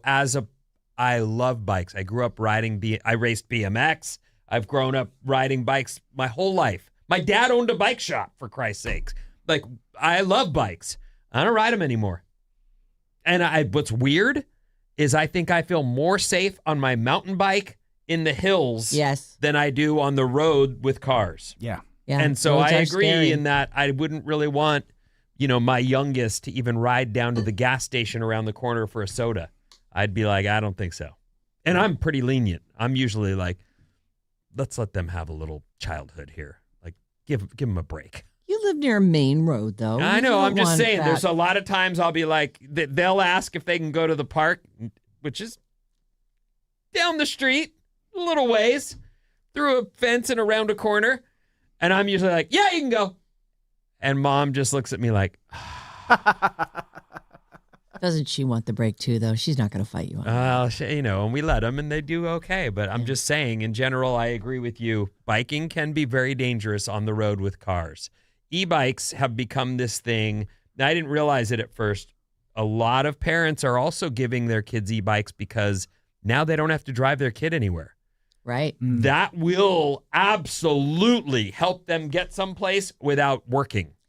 It's those bikes go so fast and those kids are just oblivious to the rules. I feel like everyone's I'm constantly like eyes roving for a kid coming out of nowhere on an e-bike without a helmet on.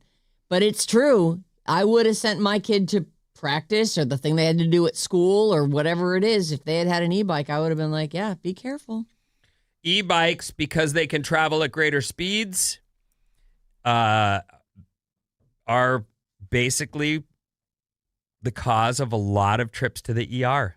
E-bike crashes appear to be able to cause a broader range of trauma than was the case with pedal power bikes. Straight up, they have way more. They're way faster. Mm-hmm. They And don't involve heavy. effort. Right. And so they're out on the road and so that's what I would say to any parent giving their kid an e-bike. I get it. You don't want to drive them to their guitar lesson or the skate park, which is down the street. Or they need to be able to keep up with their friends who all have e-bikes and they're all like, Mom, please, I gotta have an e-bike. They say that at one time in 2017, e-bikes accounted for about 2% of the bicycle-related accidents. In 2023, it's 64%. Oh, my God. And it's continuing. Yeah. I mean, now we're 3 years later. What's And they're it at talking now? about these cases are severe enough that they require trauma teams as opposed to, little patch the up. minor injury, Right. the raspberry sling. on the knee, Right. the hurt wrist. Oh. So Anyway, keep that in mind, parents. Make sure you get them a helmet and make sure you teach them about the rules of the road because they're now out there with cars. To me, that's the thing. Oh, don't forget, we sprung forward. If you don't know, you'll find out here in a minute. It's almost 8, not almost 7. Do you remember the name Lisa Catalano? That actually does ring a bell. 42-year-old Lisa Catalano has been at it for about 6 months now with the Mary Lisa billboards up and down Silicon Valley's US 101. How's she doing? She's still paying for them. I don't take 101. I always take 280, so I don't see these things, but they're there, according to this story, that she's still paying for billboards. So she may have gone on some dates, but she has not found Mr. Right. It's been a full 6 months. She's just doing this for publicity. She is. Give me a second. I'll get to it. So as she hunts for a husband with these billboards, Mary Lisa, they say here that not only is she still at it, but she's got a mixed bag of responses in that she's been on dates. They say here there have been about dates with nearly 10 men. Oh. So 9 or 10 dudes have, she's probably weeding out the majority of them. And then you figure a lot of the contact is hostility aimed at her directly. People are not nice to her. Wow. It's a lot of getting called every name in the book. B, whore, slut, oh my God. bimbo. Oh. I was getting How called. rude. She says, I was getting called an empty egg carton because I'm 42 and expressing my desire to start a family. Oh. Now, I understand that at that age, you're a high-risk pregnancy. Yes. Unless you've saved your eggs. But why would anybody care enough to be that mean? Like, I know I should know better. Are they just mad because they didn't think of the billboard idea? I don't know, but I just... Are these guys leaving reviews on her site? I was actually thinking that might be a good way to tell her what she's doing wrong on her dates. Or just to say, she's a delight, not for me, but somebody is going to just love this girl. I'm not seeing any of that. They say here that she's been on one person in particular she's been on a handful of dates with. Oh. And did Valentine's with. Oh. But again, she gets a lot of hate mail. You're washed up. You have nothing to offer. In addition to rape and death threats. Oh my God. Which I wouldn't. What is wrong with people? They're bored, I guess. Why else?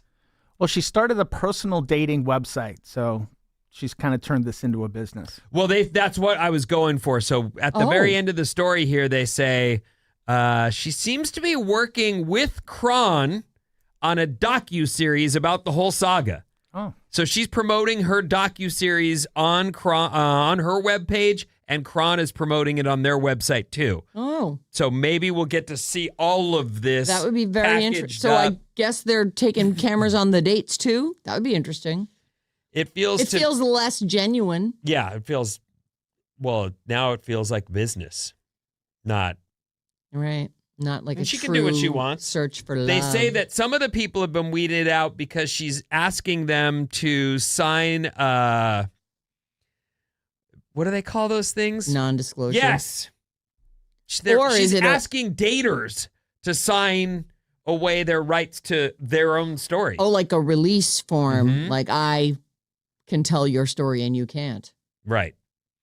So maybe that's part of the reason there aren't many reviews is they've been still, no matter why she's doing this or what she ends up doing with the footage, et cetera, and this potential business that she has, that is no reason for death, et cetera, threats. Don't ask me. That is horrible. We need to be nicer. It's ridiculous how horrible it is out there on the internet. It's ridiculous. If it's not for you, look away. There are other options. Scroll on TikTok and don't leave mean comments. So crazy. God, we're mean. Jerks. You have neighbors, right, Sarah? I sure do, Vin. And I know this about you because you've told some stories in the past about your remodels and the work you've done on your place. Do you know the exact boundaries of your home? I certainly do. You do, right. Often, we don't. Mm. In fact, I can tell you right now, the house I own, I have no idea where my neighbor's line starts or ends and mine start. Like, I have no idea. Is it somewhat obvious, like a fence between, or in fact, it's very strange. So it would be, if anything, if only out of an interest to see where the heck is that line, because it's weird. You get a survey and there's weird shapes to everything, but we've never fought about it because we're neighbors, and I would never try to be. You can't decorate there, right? That's where we decorate or whatever. A couple have won a legal battle over a tiny strip of grass outside their house after a neighbor who moved in tried to claim it. They say here that these two people had spent years tending to this little patch that they assumed was theirs. They mowed it, raked it, planted herbs and wildflowers. When these two neighbors moved in next door, they decided that's not your land, that's our land, and dug everything up. And replaced it with a garden gnome. It was just their way of saying, you're on our property. You this can't is have ours, it. Right? It's not yours. So they went into a big fight over it. It's interesting. And who won? The new people? No, the old people. Oh. There's a show on HBO right now called Neighbors, and it is just documentary about, two neighbors fighting, hating each other. One of them was over a little strip of land just like this. Oh my! It's a really it's a fun show, and it's you gotta be it's new on HBO. Careful with neighbors. Like yes, you do. You need to be polite and respectful, but you also need to have boundaries. I had a neighbor who I don't know where she got the idea that she could just walk into my house anytime she wanted, but she started doing that, and I started locking that door. And she was standing on my porch going, trying to open my sliding door. And I'm like, can I help you? She's like, oh, the door's locked. I'm like, mm-hmm. So you weren't bros. Oh, no. And we became less and less of bros. I think this was early days. Yeah, it sounds familiar, but I didn't realize that you weren't initially good friends. No, we weren't. It wasn't even her house. It was her parents lived there. So she and her kids who were like, I don't know, around 10, 12 years old, she would send them over and they'd just walk right into our backyard. And I was just like, oh no, because I knew she was coming next. Like, no, thanks. It'd be 7 a.m. on a Sunday morning. And I'd be sitting in my driveway in the car with my 1-year-old, and he'd be, turning on the blinkers and sitting in the car, and I'm sitting in my robe with my coffee, and it's the crack of dawn. Howdy, neighbor. Walk right over, and she'd like bring people over. Oh, I wanted you to introduce this friend of mine. Oh man, that was the craziest situation. Yeah, that is crazy. 800-400-3697. That's our text number, and Maddie's on the show. That's right, he's back. Yes, he's back. And thank you. I got a lot of texts saying welcome back, and really appreciate that. So thank you for all those texts. Couple things from last hour. Did you know that Lady Gaga and Michael live in Mill Valley? They have a house there? Do they? That was the rumor, but I've been looking for her, and I have not found her. Yeah. We had a whole plan in place to make her a friend of ours. Yeah, I've been looking. Right after she tells the story about the neighbor that wants to be her best friend. She'll take you gotta have a strategy. She takes Sammy Hagar over. Hey, I want you to meet my friend Sammy. Yeah. Gaga. Sammy avoids me too. This text just in real quick. The Salty Otter killed this weekend. The backlash created lots of support. Oh, that's great. So they did better. That's nice to hear. That is good. 925 Vinny, you have no idea the horrible things men say to women on online dating sites. You're right. I do have no idea. Just what an awful. I would never speak to someone like that. I would not date you, but I don't need to tell you why. Or worse than that. Yeah, or any right. I think it's when they get rejected, then men get nasty. I've seen that, and we've all seen that in bars or whatever. The guy who won't take no because I guess he thinks he's romantic, and then the girl's finally like, dude, I'm going to get security. And then the guy turns on her and starts calling her names. Yeah. Right. And you're watching this going, what the? Right. I thought we all came out for a couple pops and some dance. Yeah. Or whatever. 650 Vin, took my kids to see Hopper and thought about you. My eyes sweat at the end of it, too. I called it Pixar's version of Wild Robot. Did you cry? I did cry, and I cried right away. Oh. Like, right away. Like I knew Up style? I knew what was coming. Kind of. Oh. I knew it was coming. They know how to get those tears out of you. Not out of my kids, though. No. They don't cry. Is it because they don't have anything to compare? Like, they haven't lived through terrible things? I am sitting there watching this thing, and I got my glasses on, and the movie has just started, Isla was at her thing, so it was just me, Mama, and our youngest. And my youngest reaches over and starts touching my cheek. Oh, to see? That's cute. That is cute. It's not that cute. There were tears there. Oh. She got pay dirt. Oh, Dad. Dad, you're crying again. Oh, Leans over to man. Mama. The dad's crying. And I assume Christina cries at stuff too. She does too, yes. I don't know. It feels like as you get older, you're more susceptible to that stuff because you've experienced more, and you just, when you see something so lovely or heartwarming, it just brings it out of you. But kids are just like, what? Every day is just a day, and I'm having fun like a ping pong ball. Coming up, Timothée does not like boring stuff. All right. And the boring people are very upset about it.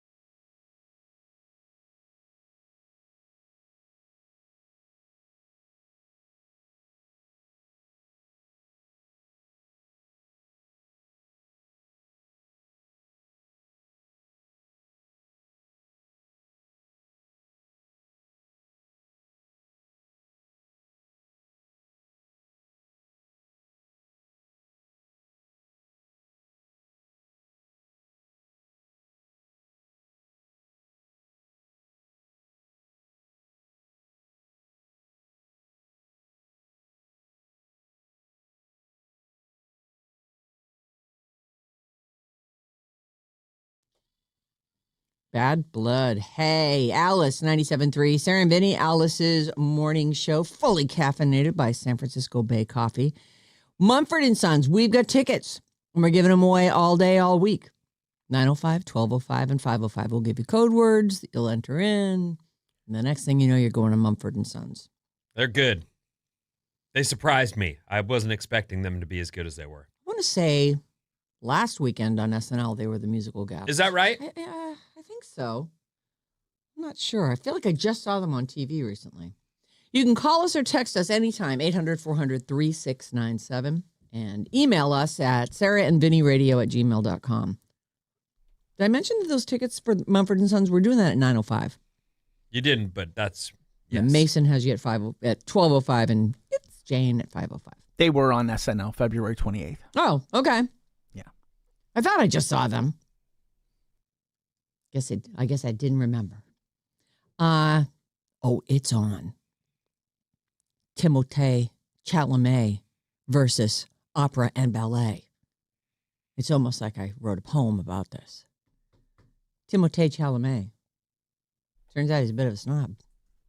The opposite of a snob. He grew up in a pretty artistic home. His mom and sister both studied ballet, and you'd think he'd have an appreciation for that art form. Well, he doesn't. He did an interview with Matthew McConaughey. Okay. I don't know why. Sometimes stars like to interview other stars, or I'll tell you why. Some podcast somewhere. Mm-hmm. It's a long interview. I was looking at like they say this whole thing about where he takes a poop on these things. It's at the 50-minute mark in whatever this thing is. So Timothée said, I don't want to be working in ballet or opera or things where it's like, hey, keep this thing alive, even though like no one cares about this anymore. Whoa. I'm 100% on his team. People are not happy with him. They are not. That's why I'm doing the story. In ballet, you keep hearing they hit their feet on the. It's kind of ironic too, because it's not like movie theaters are doing well. And I remember specifically when he was promoting Dune and all of his movies, I remember him looking into a camera on a red carpet being like, "What? See Dune in theaters. Like, okay, so you're pushing people to try and keep theaters alive. He immediately added after his comment where, hey, keep this thing alive, even though no one cares about this at all anymore. He then said, all respect to the ballet and opera people out there. Then he went on to say, I just lost 14 cents in viewership. As in, no one was upset by what I said. I think we all know that the snobbiest, most elitist art form is film. I concur. I think there are people who've made it in TV who are superstars, whether it's, I don't know, who's the guy who played Frasier? Can't think of his name. Kelsey Grammer. That guy. He's made a fortune on TV, and yet he's not a movie star. So he's looked at upon as less than, say, Matthew McConaughey. Mm-hmm. And that always trickles down from film, though. Always. Yeah. You and get they the hold radio, themselves up high. We're like, you know. We're nothing. We're not dirt biggest on losers dust of the world. behind Pigpen. Right. It's funny, too, because it's changed a lot. Like they were fighting to keep movies that were made for Netflix or, that would go straight to streaming out of their award shows. And it's all very, they would pick the worst movies. Like they had to really broaden the best picture category in order to get movies that anyone had seen onto the Oscars. Yeah. Mm-hmm. Elitist snobs. Anyway, it's unclear what Timothée Chalamet's family thinks about this, but the ballet and opera communities are a little pissed. The Metropolitan Opera in New York City shared a video showing hardworking crew members inside the opera house and said, all respect to the opera and ballet people out there. This one's for you, Timothée Chalamet. These are people working hard doing their craft. London's Royal Ballet and Opera said, hang on. Oh, ballet and opera have never existed in isolation. They have continually informed, inspired, and elevated other art forms. Their influence can be felt across theater, film, contemporary music, fashion, and beyond. Yes, Vinny, your hand is I have up. a question. Are ballet and opera often associated together, or just in this case, that's why they're together? I think that they do have. I would also add the symphony and orchestras. Like that would be. It's that sort of classical. It's entertainment, but it's definitely a highbrow thing. Well, let me just tell you what Timothée Chalamet just did to himself. Go on.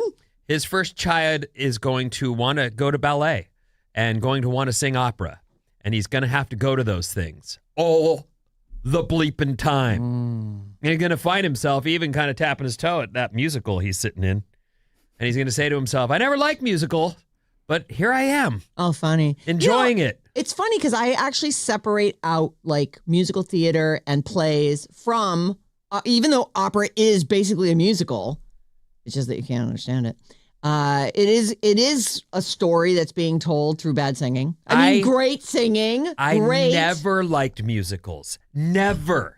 I never want to go where instead of telling me or doing the scene, you're now going to break into song. I always thought, oh, Jesus, here we go again. And what changed your mind? My kid getting into it. I'm telling you, he's cursed himself.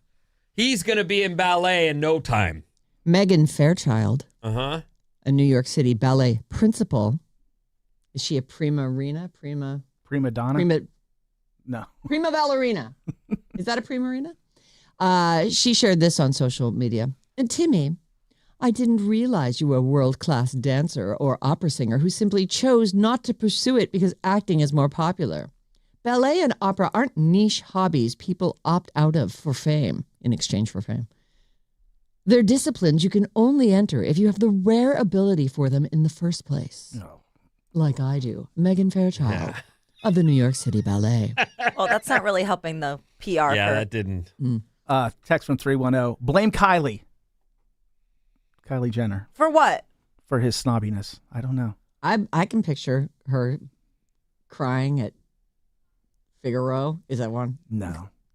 She couldn't sit anywhere that long and not take pictures of herself. That's true. They're an interesting fit, though, aren't they? Yeah. He called her his partner recently in a acceptance speech for something he won. You know, I don't really live in the world, the Kardashian world, but she's a superstar in the business world. She's a billionaire. Mm-hmm. I wonder if what it is like. I mean, I assume that if they see each other regularly, that they also see all the they seem like a family that sees itself all the time. Like, I wonder how he fits in. Does he ever appear on the Kardashians show? Not yet. They've been together it's been like 3 years. But Kylie's barely on that show, too. I'm very busy. She's busy. She's too cool.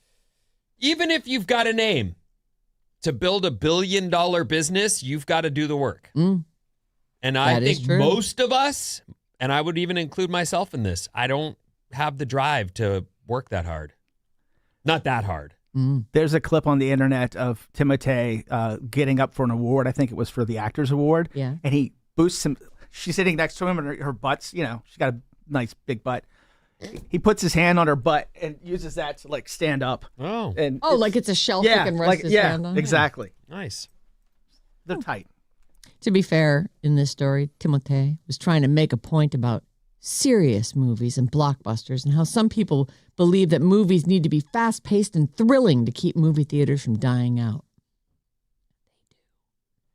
The shot at the Performing Arts seems a little unnecessary, but you can't say that mainstream people are going to ballet and opera. You might go in your lifetime, but there are people who, there's an opera house here in San Francisco. There's clearly some rich-ass patrons who are paying for that to happen. Endowments. Your boy loved it. That was a human thing. Human, I don't believe it. I believe that Human liked to see and be seen, and he wanted to seem upper crusty Oh, well, that's for sure. Yeah. And I think that was why he wanted to go and rub shoulders, because he was always way more about the lobby and the pictures in the lobby. He's a and poser for sure, but I didn't think that you did. You don't think he even liked it? I don't think so. I went with him to a few of those openings. You and- did? Yeah, Oh, yeah. so what are your Well, I thoughts? like the after Because he parties did were nice. Anything for a drink, Yeah, right? exactly. All right, let's go. He would sing. Remember, he used to sing some aria or whatever. Is that even what it's called? Some solo. This is a guy that used to be on the show. Yeah. Most of for you know years him. and years. Yes, if you've listened for a long time, you know Human. But Human was like a ballet and opera and symphony. He really liked the Snob. parties. That's what he really liked. Okay. I think Yeah. so too. Yeah. By the way, 650, Seattle Opera was offering 14% off tickets for its production of Carmen. The promo code, Timotei. Carly, listening on Funny. Odyssey. 14%. He had actually said, I've lost 14 cents. Is that what he said? Hold on. Let me find that quote. I just lost 14 cents in viewership, as in, so few people Right. disagree with me on this. I guess one person fell off, and that was worth 14 cents or something. I don't know. Anyway, they're I not heard- mainstream. I heard too this was like one day before the Oscars voting closed. So anyone who hadn't gotten their votes in yet might have changed their mind about voting for Timmy. Well, I think that's ridiculous. He can have an unpopular opinion, and there's no reason for him to suffer from it. But Since deep down we all know it's Is true. it unpopular? Mm, I think most people feel that way. yeah. It's not mainstream. It isn't. It's upper crusty, for sure. I don't go to that stuff, that's Yeah. for sure. I think it just annoys me when people think Crap their on other hobby things, is right. better than other people's hobbies. I agree with And that. especially He as didn't one need to artist to another. Like, Right. why are you crapping on other artists? That's an excellent point. Because he can.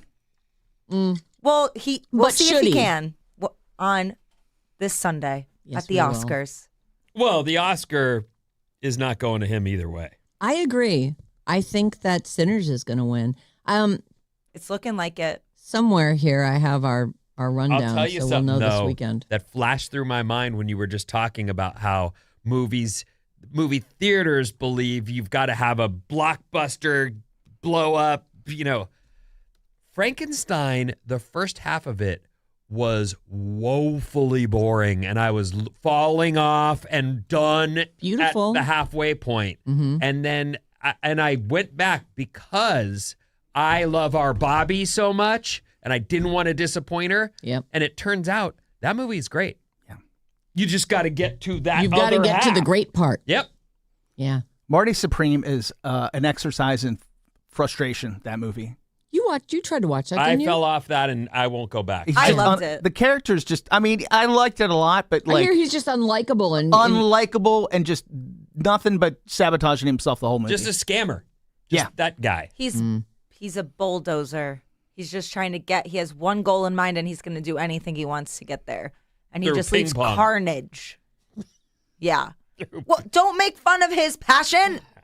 What's wrong with ping pong? Nothing. I've played a lot of ping pong in my day. Yeah. Just make more Doom movies, kid.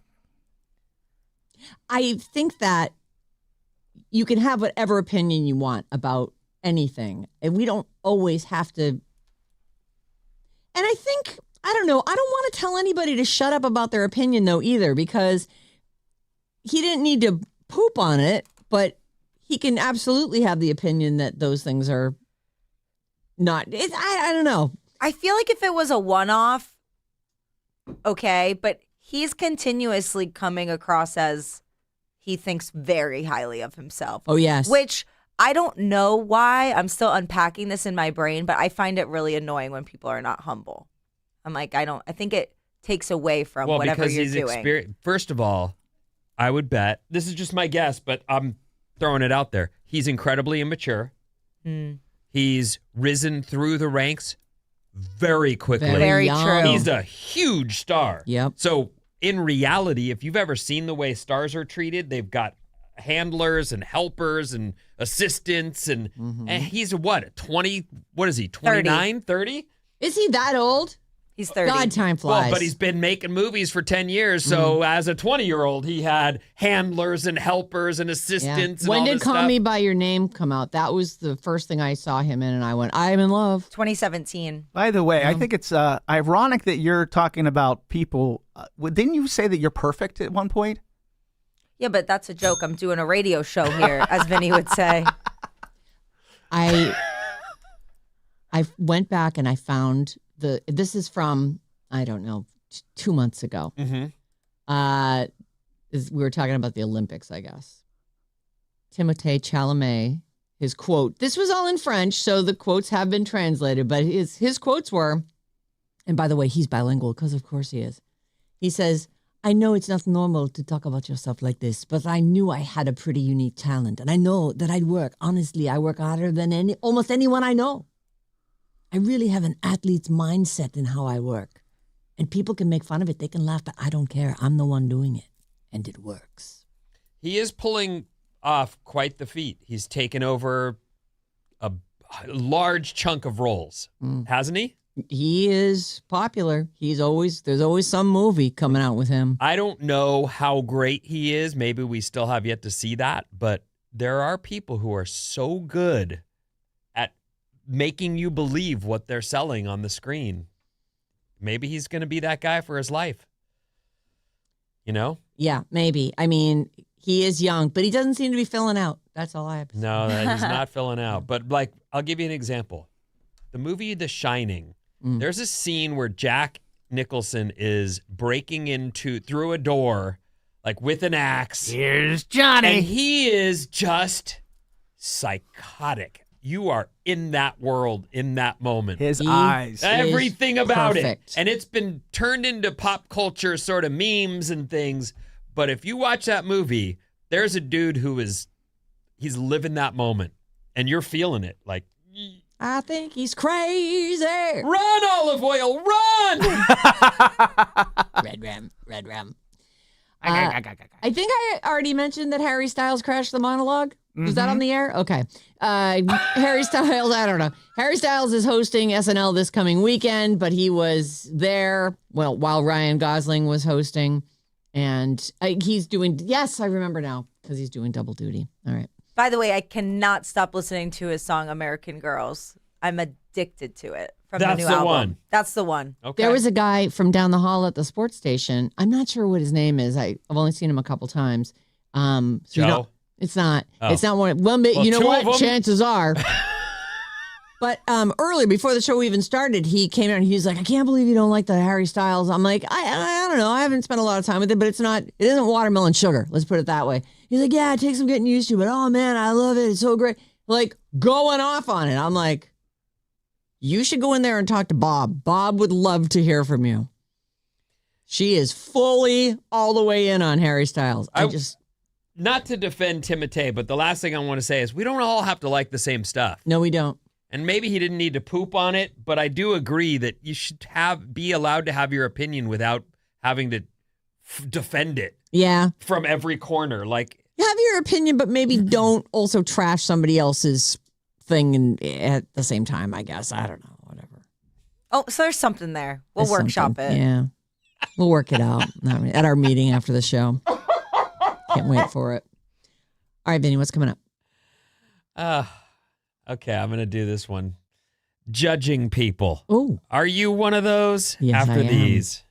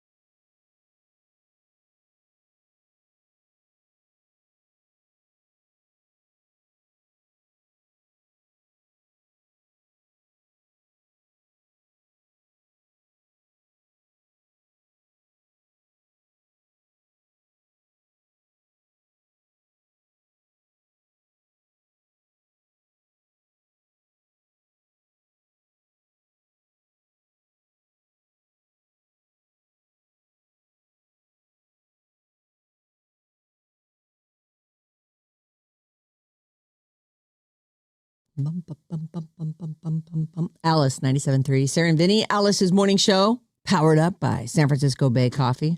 I am draining my mugs today. Listen to the Sarah and Vinnie full show podcast on the Odyssey app. Odyssey. Also, Apple Podcasts, Spotify, wherever you get your podcast from. We're there.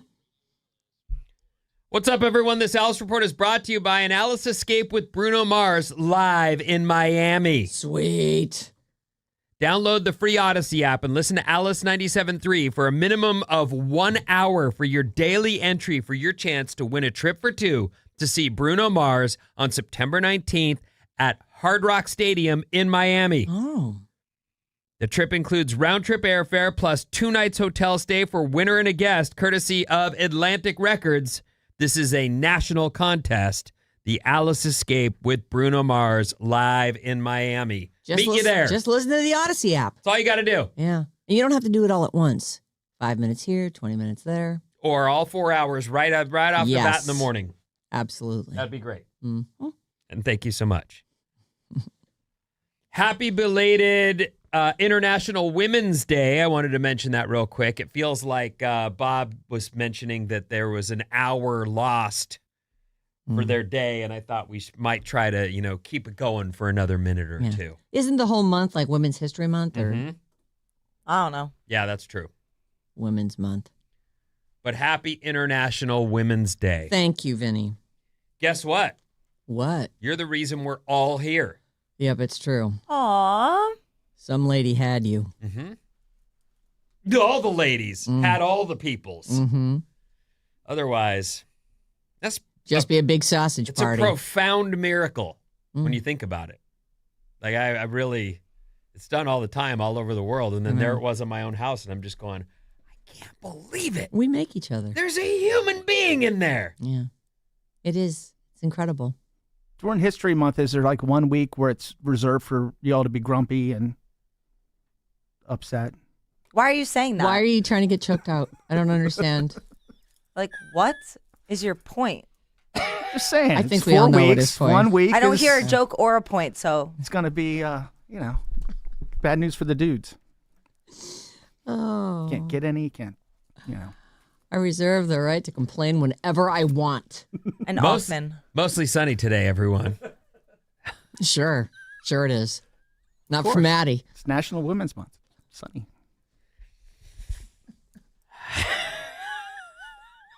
I'm back. I thought he was going to be nice to us today for some reason. Oh, nope. People are talking about things they're quietly judging others for. Oh, and okay. I realize, I know this is every human being's right to decide. Yes. We're often asked questions, but in many cases, there's no question. You've just decided. I don't like the looks of that guy. Yeah. I don't like it. Oh, that's great. Yeah. Perfect. Thumbs up. The most recent thing where I was like in my head judging hard was Michael Rappaport, the actor, was on the show The Traitors, and they would on purpose clearly show him eating. And he's the guy that holds the plate up and uses his finger to like messily scrape rice into his mouth. And I just could not believe his eating habits. And I was like, I am appalled. Like, there's cameras everywhere. Like, use a fork and a knife. Well, I'm sure his response would be, I'm doing a show. But, maybe not. I don't think so. Okay. That looks very practiced. The finger, it was like a windshield wiper of food going into his mouth. So you silently judge people for how they eat. Yes. This list here has a lot of stuff. I'm sure Maddie silently, no, not silently, judges people for their shopping cart. Shopping cart. And their hats. Use. Big hats. Peeing when he can hear it. Oh, here's one about hats. Men who wear baseball caps inside, especially when dining. They judge them for it. Remember when you were growing up, you weren't allowed to have a hat on at the table? No. Yeah. Never in the house. I don't know if it was that big a deal at my house, but we had rules. My dad sat down with the wooden spoon right next to his other utensils. He wanted order, and he wanted to get his meal down without the nonsense. And of course, that was just when my show was kicking in. So there was always a a bad ending to that. I mean, the spoon was right there. It was You right could there. see it. Yeah, I was warned. My mom kept a brush in her purse and would pull it out at any point and go, "You want the brush?" I have a question for Bob. Bob, did you ever get a spanking? No, That's good. not for my parents. I've never spanked my kids either. Oh, Ever. And that's won't. what she said. A friend's parents spanked me one time. Really? And I was a I little thought too this was old going to be for a it. sexy story. And it was awkward. Was it the father? Ew. No. Well, was it? It was the mom. Yeah. That's good. Now that's acceptable. And was did your weird. mom have words with her mom? No, it was, I didn't tell her. Oh, Oh. I can handle my own stuff. okay. Janet, your friend Birdie beat up your daughter. Birdie. I don't know. It's like I'm trying to go for an old fashioned. Yeah. And it worked. You found one. Birdie. Oh, Birdie. People who criticize others for doing what they themselves do, these are the judging things, silently judging others. Like a gossip complaining about someone else gossiping. It is true. We do. It seems like we don't see the things that we do. We just see others doing the other. Sometimes it feels very hypocritical when you hear somebody like bitching about something and you're like, you do that. It's crazy. Someone said, not putting tissue paper in gift bags totally irks me. If you're going to wrap a gift, just do it right. Just throwing it into an empty plain gift bag is lazy and thoughtless. My response to that would be, I got you a gift. Like, trust me, I didn't want to even put it in a bag. Yeah.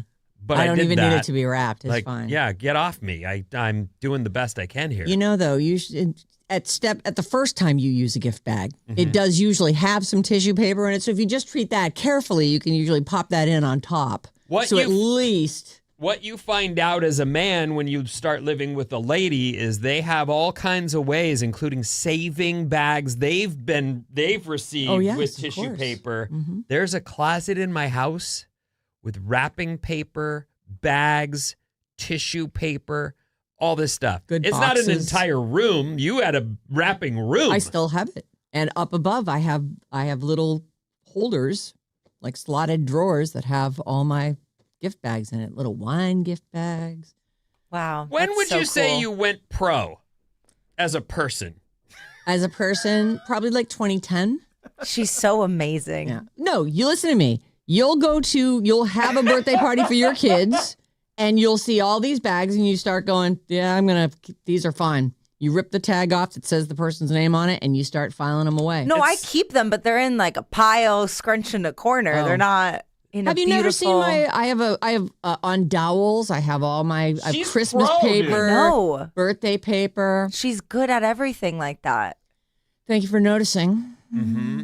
Well, and I think the last thing I posted on Instagram might be a picture of my wrapping room. wrapping room. I'm Clarky Clark. If it's still You think they threw you I off? have no idea. I haven't been on there in so long. You get tagged a lot because they'll tag the whole show and they tag you, and I'm like, you're just wasting that tag. I even I tag you and stuff. Thank you for tagging me. On the list of things people judge you for, parents letting their kids run wild in public Yes, places. that's like annoying. restaurants, movie theaters, supermarkets, and shops. Mm-hmm. Control your children. Mm-hmm. And if your kid is crying at the table when we're all trying to eat, please be Spank gone. them. Yes. Whatever you got to do, get them out of here. Anyway, this John and I would take turns eating, and the other person would be outside walking the kid. You'd be trying to hork No, your I get food that. and- No, and I'm very concerned about other people's. I figure kid- we're all here, we're all Right. paying. It shouldn't be a horrible experience for you because I don't want to deal with my kid. How about the kid kicking the back of your airline seat? That sucks. Oh, you got to say something. Well, you do, but then the mom just goes, I guess I don't want to be in a fight with my kid, so I'm going to just ignore you. And now you're the seething person. I see the it seat every in front. weekend because they have the brewery down below my house and the people with their kids.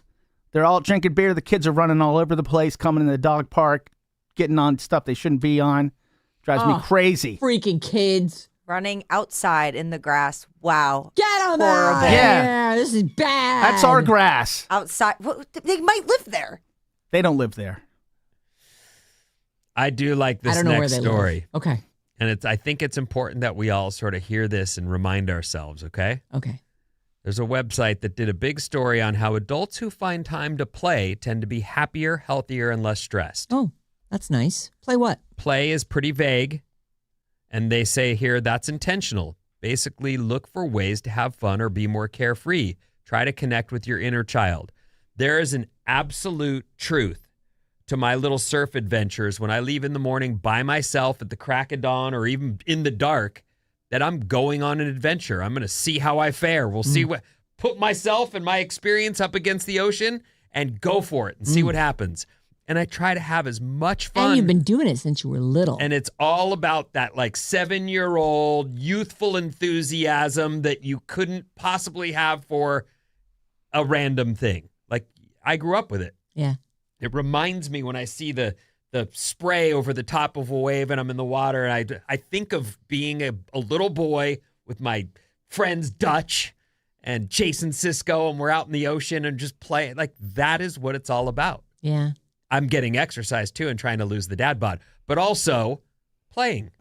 Play, ride your bike, go mountain biking, play music. Golf, I feel play like, music. I feel like that's where I feel the youngest and most sort of like in touch with, joy. Mm-hmm. They kept play vague for that reason, because there are different ways that we might find You might that have a fun sort hobby of joy. or even work on a puzzle, play some cards. Life can obviously be very serious. Yes, it can. And in fact, as you get older into a certain age group, you start to worry about your parents and other relatives that may get sick and things that are happening around you. There's a lot of adulting going on. Yep. And even using that term doesn't sound very adult. But what I'm saying is life there's throws so you some much curveballs. stuff, There's and plenty of stuff to deal with. Go play. Remind yourself, you know what? You do need to go play that golf or whatever in order to get back to who you are. Right. That's the nice thing. Like I think about like golf or surfing or jamming or even like whatever hobby as a time when you have to put down your other stuff. You're concentrating on this fun thing that you're doing, and it can really get you out of it. At least even if it's just for a minute. Adult play is about curiosity and spontaneity, whether through humor, movement, creativity, or social interaction. Just go out and have some good old-fashioned fun. Remind yourself how joyful life can be. Even though on the other side of that, you got to go mow the lawn or do whatever thing that All you're the like, chores, oh my chores, God, I have chores. so much laundry waiting for me when I get back to the house. I have By the laundry way, days today. listen to this. Mm-hmm. Speaking of laundry, I just was reminded, I saw a story where this person who's a pro laundry guy, he's pro. As in he knows how to fold good? I don't know. He's professional. Oh, okay. He says, this laundry person says, this is my tip to you, he says. Always do your wash on the quick load. Like there's a 20-minute quick load. Yeah. Yeah, He I do says you that. do all your laundry that way, you'll get it done faster and it gets plenty clean. You don't have to worry. It's unless you've done some kind of, and none of us do. I didn't fall in a mud puddle today. I'm not going to worry about Sweaty clothes, I feel like they need longer time. Maybe. Yeah. But But he's saying general wear clothing, you're right. I bet you it's just fine on always quick use load. your short load because you can get it all done that much faster. Save and energy. it's plenty clean. And I thought, there I'll try is that a setting today. there for quick load, and I just I ignore know. it. It takes almost an hour for my thing to do a full just a regular load. Like in cold water. Yep. And like I think mine, I think I mine's think like it's 54 minutes. Yeah. Oh. Well, maybe doing your laundry on quick load will bring you that time at the end of the day where you can go do something that you want. You know what? I'm going to try that today. Juggle flaming sticks. I've always wanted to, Vin. It's weird how you know me. What are they called again? Hacky sacks? No, those things- Torches. Torches! Mm. You can tell I don't go to protests, right? I cannot get I flaming don't torches to really come out of my know mouth. about Torches at protest. right. I mean, are we protesting? She's a witch! Frankenstein. She's a witch! Right. Like, what are we protesting? Burn her! The medieval I'm not night a witch. treatment of the peasants. I don't know, man. I'm just trying to say, for some reason, every time I go for that flaming torch, I end up with flaming stick. Yeah. Yeah. Are we on Survivor? I mean, it is a flaming stick. Sure. You know what? It is a flaming stick. It's a well torch. done. I know. Do not. I don't think you have to put endorse flame. If that. you're going to say torch, you don't have to say flaming torch because I think it's implied. It's you're like right. In the, Absolutely. yeah. Flaming stick / torch. It all works. Anyway, go have some fun today or tomorrow or sometime this week. You deserve it. Yeah. You've been very good. Our text number is 800-400-3697. Maddie's been gone, but Maddie is now back with your texts.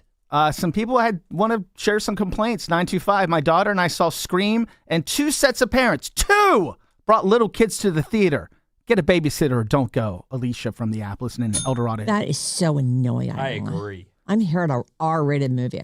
707 in all caps. A dog park is not a playground for children. It's a chase and bite risk for kids to run around with dogs who don't know them and might be afraid of kids. Darn right. Not to mention the poop they might fall in. Yeah.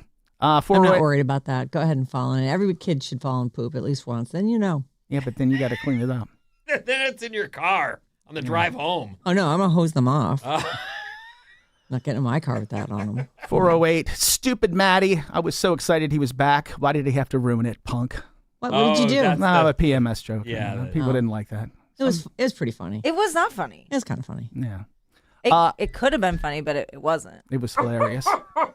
It must be that time of month. I don't know. Yeah. What's wrong with you? I thought it was. She's looking at me like I'm so disloyal. We got to get a calendar in here. I got to start paying attention.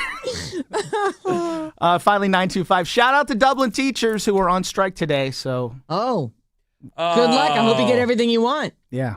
I was just saying last week, I went to that open house, and I was sitting there in the open house at my kid's school, and the teacher cares greatly for my kid and the time that my kid spends there and all the decorations in the room. And I'm looking around going, this is so rad where my kid gets to spend her day and that this teacher is so invested in her. It's like, I hope you get what you need. Teachers in where? Dublin. Dublin. And Dublin. And Dublin. I hope you get what you need. Dublin. You deserve it. Yeah. And finally, 415. Bob, I'm with you on Harry Styles. Addicted to American Girls and Aperture. Really? Aperture? Mm-hmm. I don't know. It's a little just dreamy to me. It feels transy. Like I don't. Okay. Yeah. We're in a fight. Are we? Yeah. We don't have to be in a fight. It was just a joke. Well, you can make it up to me. How? What do you want me to do? I don't know. How about Figure it out. How about I buy you breakfast? Oh yeah. Oh, thanks, Sarah. I'm not mad at you anymore. Figure it out. Boy, don't we love to hear that one. I'm mad at you. Figure it out. All I right. will. I'll go home and work on a list of things I can get back in your good graces doing. Let me just take a bite out of my free chips that she bought me already. Right after this, we've got Mumford and Sons tickets. Woo!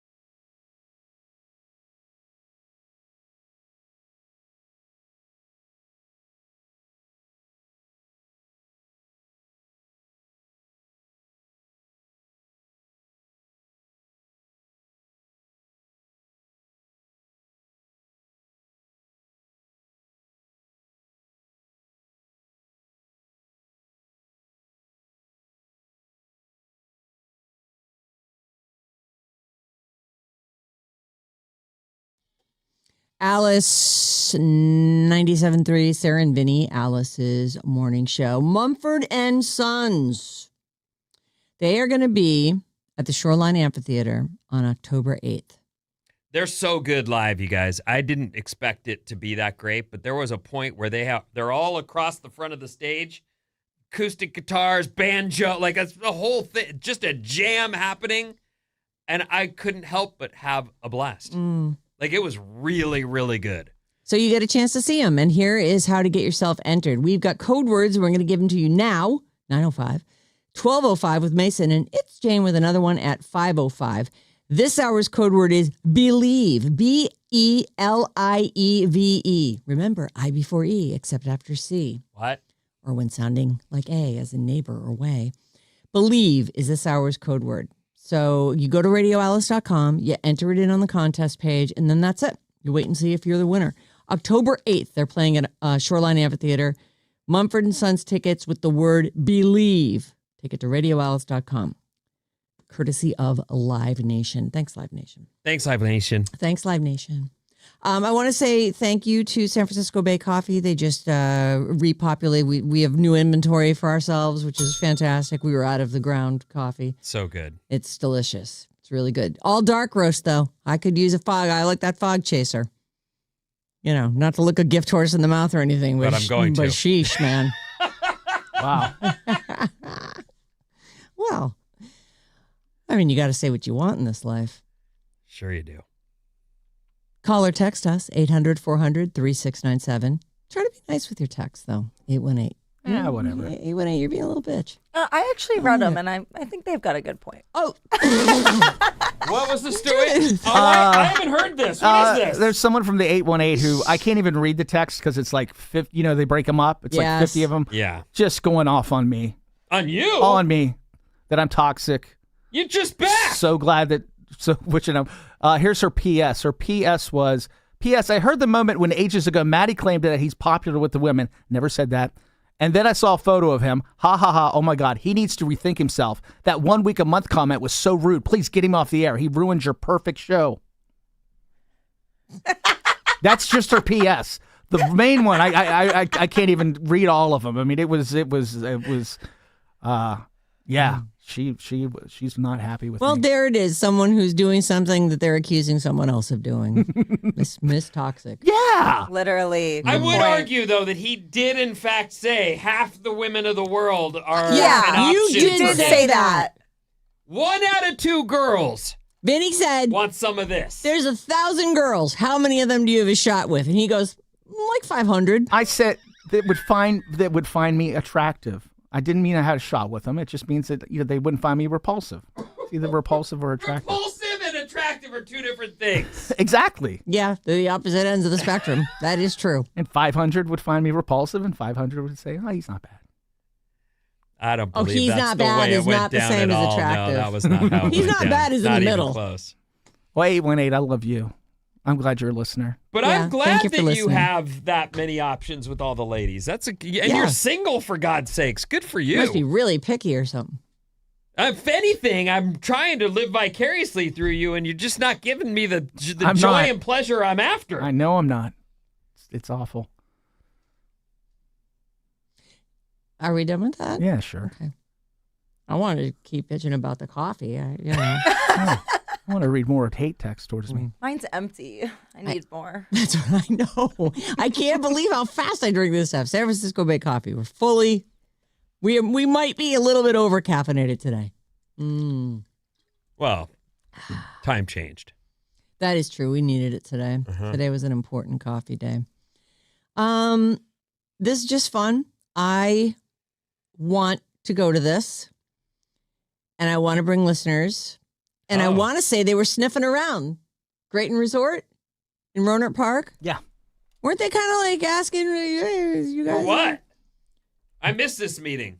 It just was like one of those hallway meetings where somebody says, hey, what do you think about that? I'm like, I like gambling. I'll go. I would like to go to Grayton Resort. Dog Star. That's right. Keanu Reeves' band is still a thing. And they have a new record coming out. All right. And they've shared the title track. So we do have, steady yourself we do have a new Keanu Reeves song for you. Dog Star is the name of his band. I think he's the bass player. He is the bass player. Yeah, of course. When they came in, we were back at the Embarcadero Center, the first place we worked here in San Francisco at Alice Radio. And Dog Star came in and we're like, oh, it's a Keanu Reeves interview. And no, it was not a Keanu Reeves interview. Keanu did not have any interest in talking. He was there with it. This is his dream. And He likes to play music. by the way, Who doesn't? this is not, you're right. This is not just like a few dates. It kicks off in California, but you can't believe how I was like, and it goes on, and it goes all around the world. Why wouldn't he? So it starts, Rohnert Park, actually, it starts in Highland, California at Yaamava Resort and Casino in Highland, California. Okay. That is on May 28th. On May 29th, it's Rohnert Park. Grayton Resort and Casino. And then it goes to Dublin. So it starts in California, goes to Europe. UK, oh, you don't UK. mean Dublin here. No, Dublin, Ireland. Oh, okay. Yep. That's what I Yep. thought you meant here. Dublin, Ireland at the 3 Olympia Theatre. Who cares? London, another place in the UK, Amsterdam, Paris.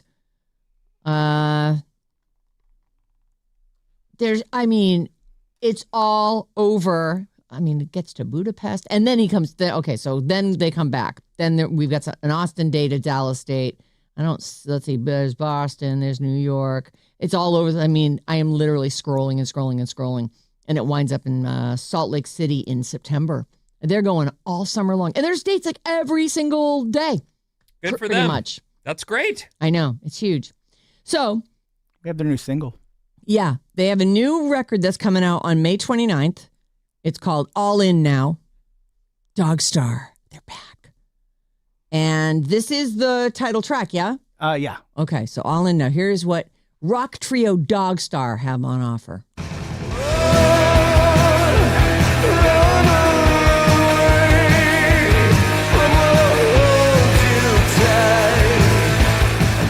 You know who that sounds like? Who? Muse.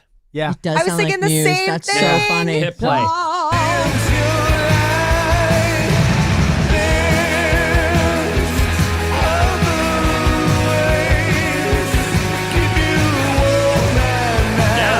I'll tell you something. That's the best Dog Star song I've ever heard. Uh-huh. I've only Well, heard they a few figured of it them. out. Let's just sound Yeah. like Muse.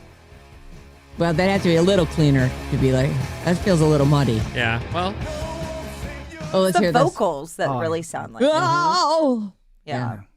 they will not fall. I've always loved reading stuff about the history of music and bands, certainly bands I love. And one of the things about that a lot of bands have in common is the bass player learned the day he started in the band. Like they've got other like two guitar players, and one of you has to play bass. All right. I'll do it. And then they learn bass as they're becoming a band. So Right. bass can be fairly simple, as we talk about Keanu playing, or you could be Geddy Lee, and then it's a whole Right. freaking thing. You need extra strings even. And Like pedals. four is not enough. Right. Yeah. No, every bass player I know is actually a guitar player. Right. That's what Right. Although our old boss, I'm sure he could pick up an acoustic guitar and play it, but I think he's always been a bass guy. I don't know, but he did play bass. Yeah. Yeah.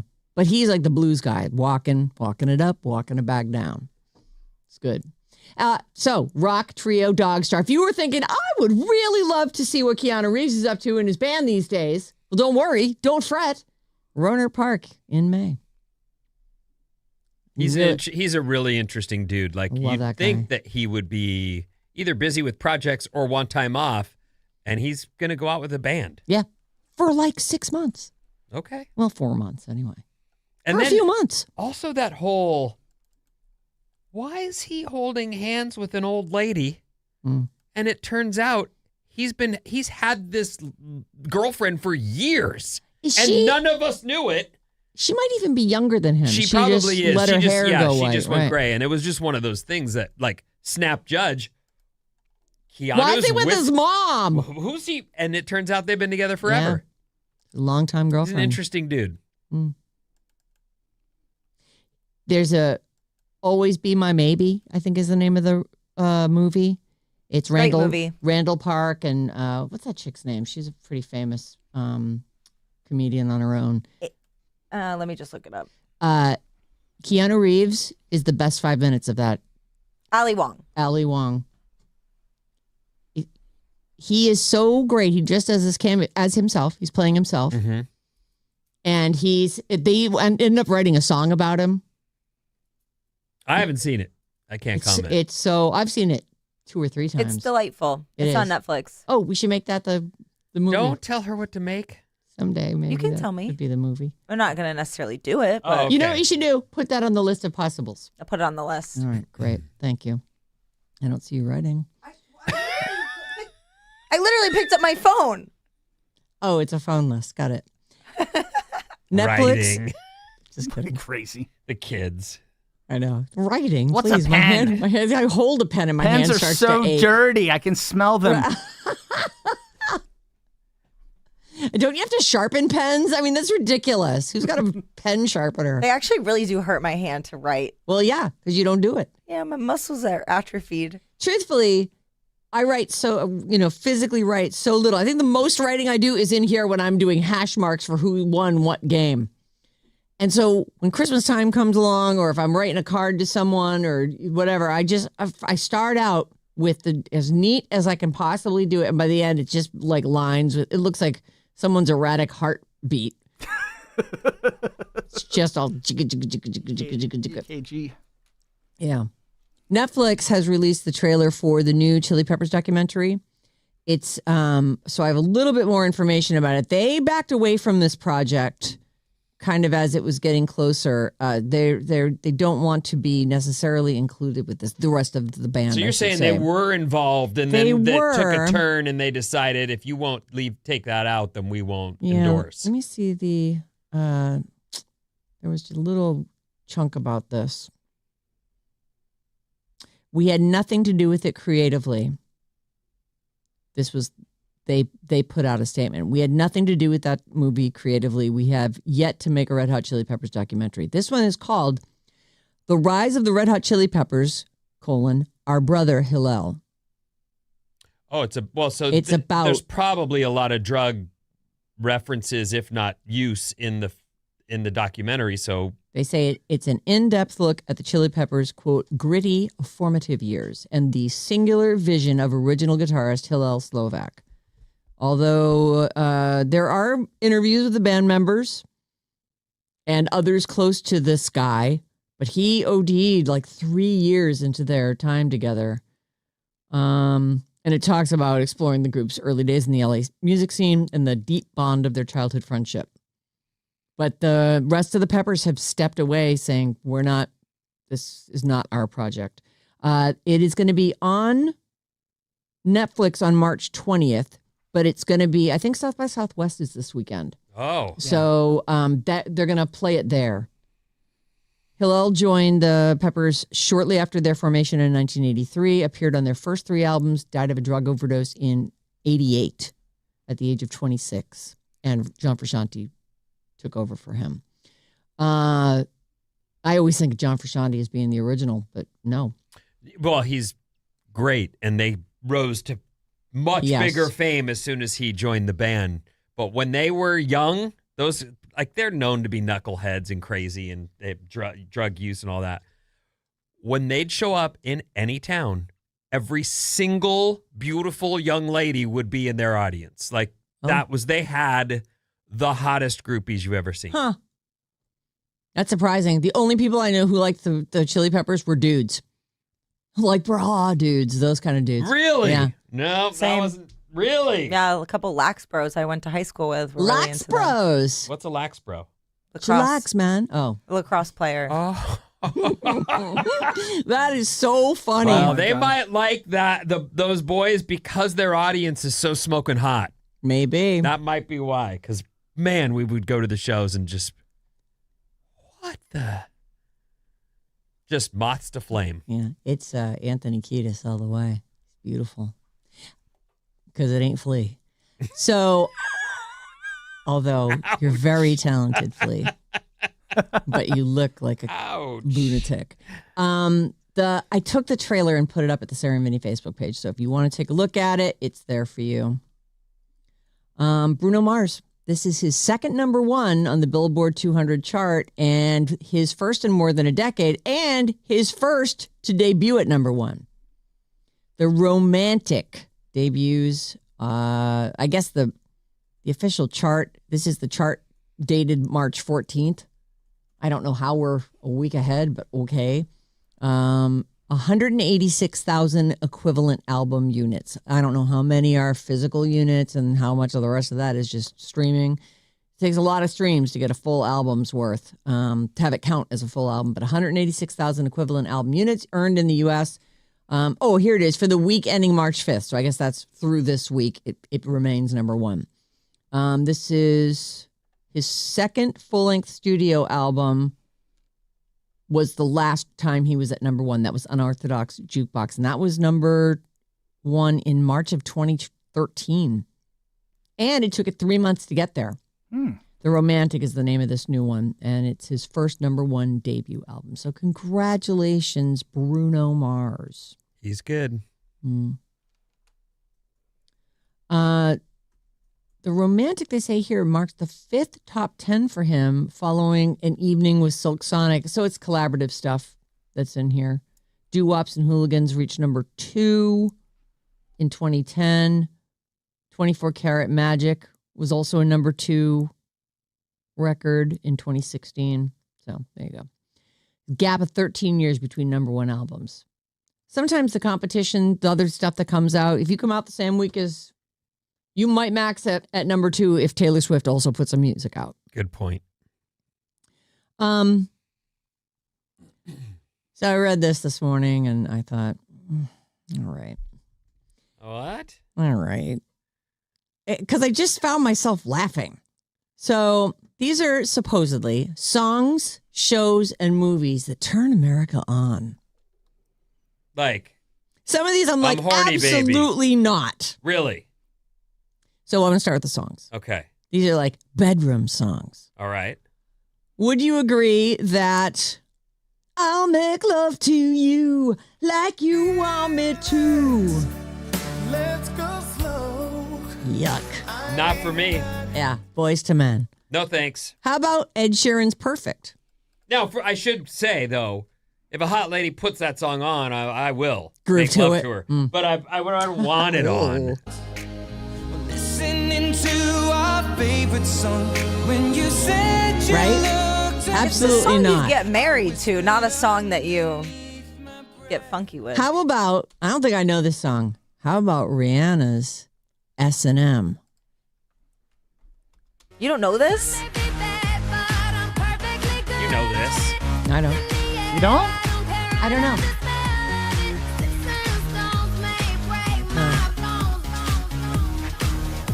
I'm not into club as often as I used to be, I guess. I know this song. Yeah. Yeah, I'd do it to this. It's a little too fast. Oh. You like the slower remix? Well, he's got new hips. Sure. You gotta take it easy on Maddie. Marvin Gaye, Let's Get It On. Yes. Of course, this one's a classic sex song. Absolutely. Oh. Where did my panties go? Oh. That's bizarre. They just flew right off. Come on. Let's get it on. But it is kind of like... You know, I don't know if you can call those panties, but okay. well, they're big panties. Got my big girl panties on. How about... I don't think I know this song either. Jamie Foxx has one on here. It's called Slow. Yeah, this song sucks.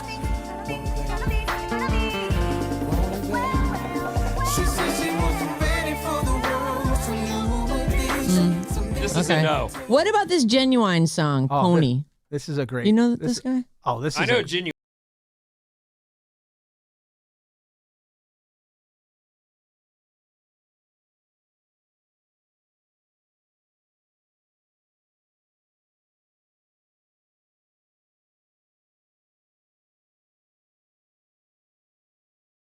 The Childish Gambino song? Or Oh, no? yeah, of course. I Yeah, love this. Redbone It's one of is- my favorite songs. I in the world. actually, if it's the one I'm thinking of, I like this one.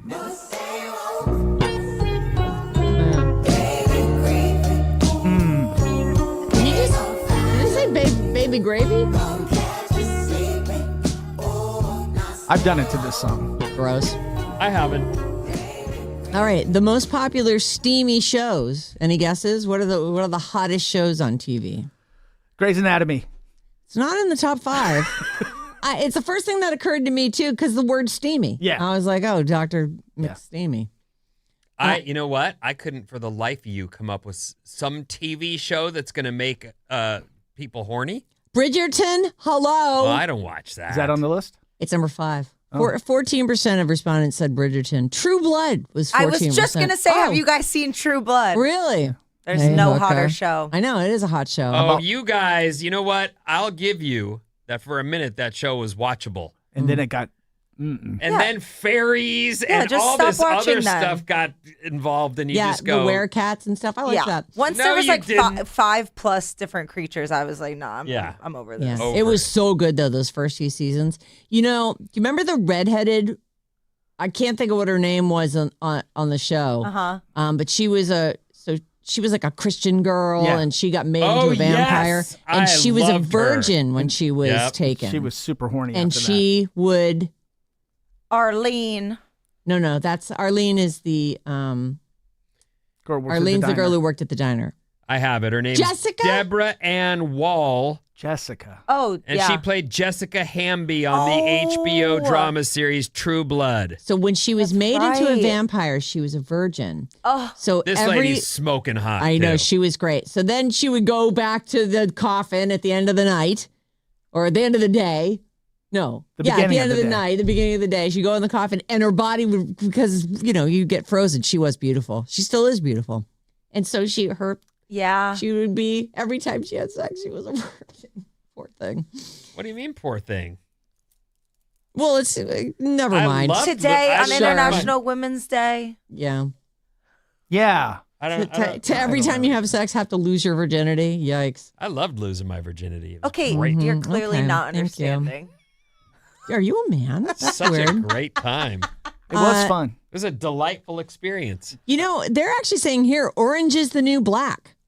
What? Is it? I don't. Is that No. a There's a lot steamy- of gay sex in it because they're all girls in a prison. Oh, All right. so maybe dudes were into like the girl sex. Mm. The Vampire Diaries, which I loved that show for a minute. Game of Thrones, okay, and Sex and the City was the number 1. Okay. As for movies, you want to take some guesses? I'll tell you one thing. One of these is on our list of movies we've watched for Bob's Movie Club. Silent is the new gray. Great Anatomy. You got this, sweetie. Gray. 50 Shades of Grey. 50 Shades of Grey is on the list. In fact, about 30% of people said that one is that's a hot movie. No Okay. Grey Gardens? No. No, Movies that make people. The Notebook. no, but that is a good one. God, I love it. Although that's more of like a cry movie. That's like a whole life love story. Love it. Eyes Wide Shut. No. The number 1 movie, as for that, and you could vote for more than one apparently because this does not add up to 100. About 41% of people picked Dirty Dancing as the top sexiest movie, which I feel like it doesn't hold. It's like it was the opposite of sexy for me. I was All like, right. oh, great. It's like he's like older dude and she's a kid. I don't like it. That never occurred to me while I watched that. That it was sexy. Yeah. At all. Pretty Woman. They have Pretty Woman is good for that. I don't know. I feel like they didn't go as deep. It's not sexy. It's more Tight- romantic, right? Yeah, Titanic is also on there. That's not sexy. Yeah, he's got the hand up against the. All these people are dead. Dead men walking. Oh, that lady lived. Yeah, the one. Yeah. Right. And then 50 Shades of Grey was also on there. Oh, there you go. What's coming up in the news? Oh, I went. Look how long I went. You got this, sweetie. That was funny. I didn't have it, though. Okay, what's coming up? Let's see here. Conjugal visits and more after these. Oh.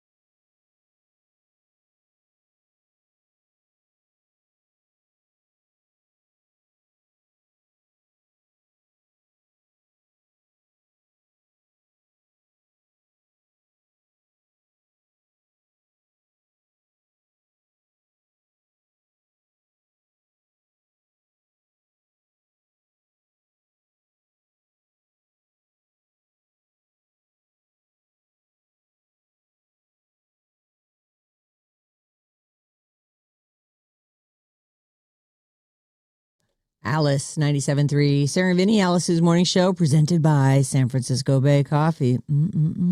Our Battle of the Generations, Bridge the Gap, that's happening this Wednesday at 8 a.m. I am working on Stephen Jenkins. If you know Stephen, you can put the screws to Stephen. He's been putting me off forever. The last I heard from him was last Friday. I'm trying to get him to commit. He'll do it. I think it'd be really fun if Tiana, who took on Mike Borden from Faith No More, Danielle Reyes from Big Brother and the Traitors, and if she was also to defeat Stephen Jenkins or not. I'm with you in that it would be really fun, but we really are shooting our entire celebrity wad on one other contestant. That is true, yes. Mm-hmm. There's not going to be much more after that. Yeah, unless one of them loves it so much they just want to come back. Well, that'd be nice. I think Danielle loved it. Danielle's great. Yeah. Maybe Steven will love it too. Steven, you'll love it. Come in. God, he leaves me on red all the time. Okay, sorry. It's your turn. What's up, everyone? This Alice Report is brought to you by Sarah and Vinnie on YouTube. Oh, I love their show. Watch video clips from the Sarah and Vinnie Morning Show on our YouTube channel. Just go to youtube.com/@RadioAlice973 and remember to smash that subscribe button. And we're live on there right now. You can watch. I'd forgotten. I read it over the weekend. I don't even remember all the details of what I read, but it was these guys who came up with YouTube, sold it to Google for almost $2 billion. Oh. And I bet if you looked at it now, they probably should have held out for more, right?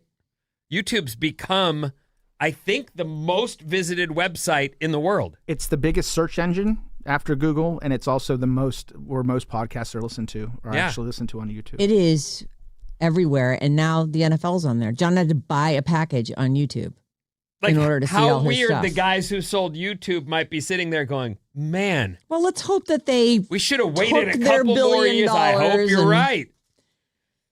Let's hope. Because really, that would be tragic.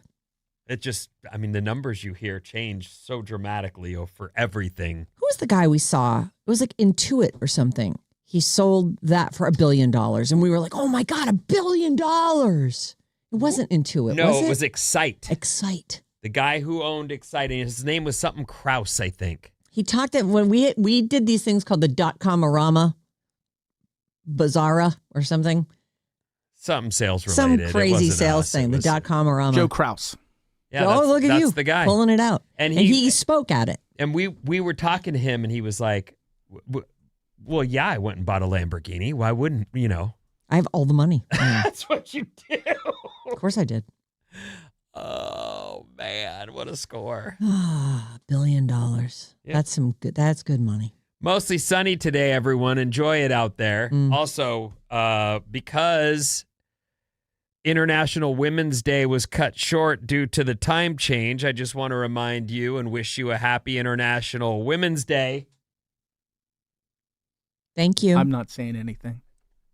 Even though we were short at an hour. Here's what's happening. Some guys can just make stuff happen even when they're in jail. How is this possible? Oh, you mean, this is the conjugal visit thing, isn't it? An inmate in Florida is facing a new charge after he snuck away from a work assignment to do it. Oh. In a porta potty. Oh. Well. Should he really be? Isn't that punishment enough? Would you? No. I don't even want to go number one in a porta potty. I don't want to go less... anywhere near one. I'm afraid I'll inhale a fly. Ugh. Like it's the grossest place. Nothing. It's what I don't like about festivals. I do not want to be in a porta potty. That's what you don't like? That's what I don't like. You don't want to go because you don't want to have to go number one in a porta potty. I don't want to go anywhere near a porta potty. And God forbid I have to do anything besides that. Holy, no thank you.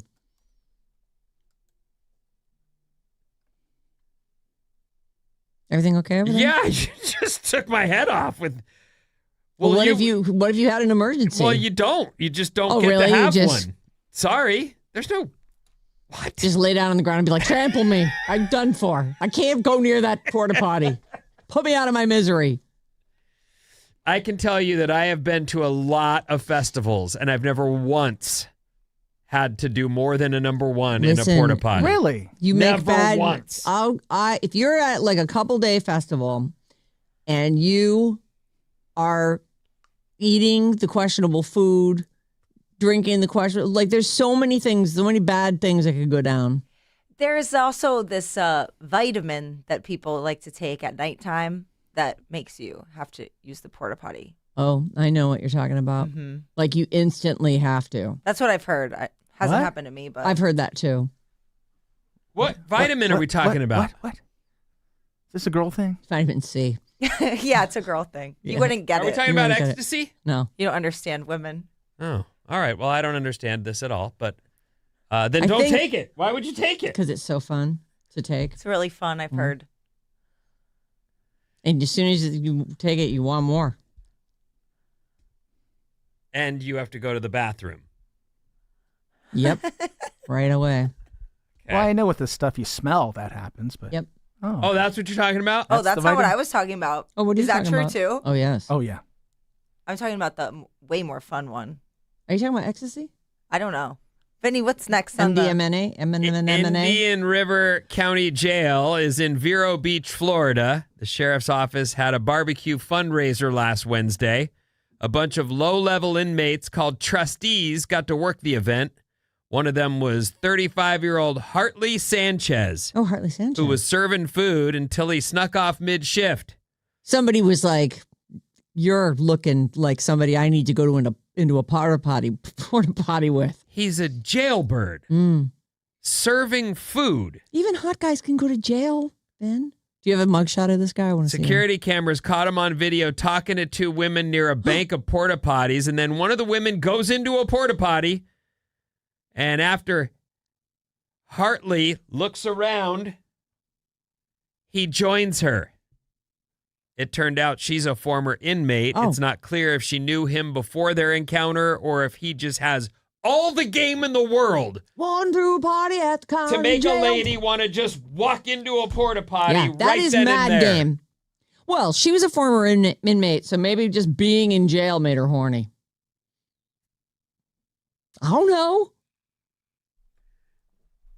He was questioned about it after, What kinds of questions did they and have he for him? freely admitted Like, that. did you get anything on you?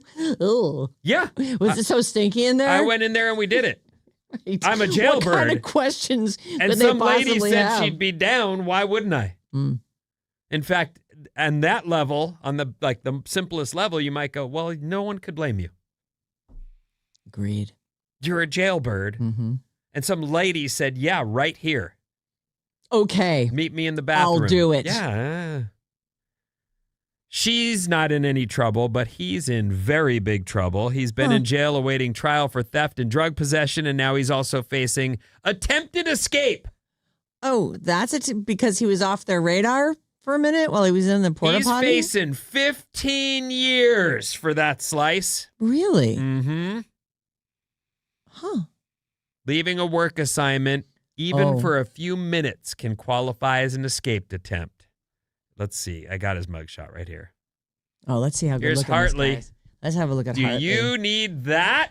Oh, yeah. Oh, he's foxy. He kind of looks like Eminem. Oh, I feel like he's a white guy. He's got a receding hairline, but he's got it cut close. Buzz cut. He's got a long face and definitely dangerous eyes. Yeah, he Beautiful. looks scary. He's a nice mouth, nice neck. What? Yeah, he's not bad. I mean, unfortunately, if I have to go into a porta potty to do stuff with him, it's going to be a hard no. Our text number is 800-400-3697, and Maddie's on the show. All right, let's see here. A couple from last break. 9.5 weeks should be number one on that list of movies. Oh, is that make very you- sexy? Oh, it's very sexy. I remember that. I haven't seen it, but I remember that being, that's what made that guy, what's that guy's name? I don't know. He's crazy now. Hugh Grant? No. The guy in 9.5, it's Kim Basinger and this dude.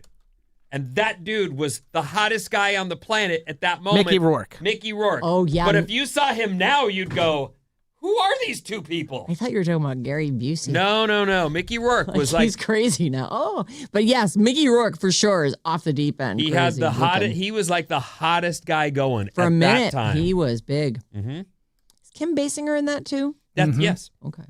415. Good morning, SVBM. Oh. Sounds like Oh, I like that. something that comes out of your. Happy to see you, Maddie. Sarah, leave Stephen J alone. If he doesn't want to be there, so be it. He keeps saying he wants I'm to. sure you could find others. Happy Monday. Tony in his room. All right, Tony in your room. He wants to. Don't worry about it, Tony. I think he'd have a good time, and he's been fairly receptive, but just he keeps pushing me back. So I'm getting sick of it. Sorry, I'm pulling up the music. Oh, is it that Oh, time? it's Yeah, time to go? it's Goodness time. gracious. Oh. It's definitely. Whoa, game Not time. going to be hero here. So I gotta say it was pretty thin on both the How Old Is That Guy and the When Did That Happen. So I'm gonna mix them together. All no, right. jeez. Yeah. Welcome back, Maddie. Let's hope you can. Maybe you can win this and come roaring back. I believe in you, Maddie.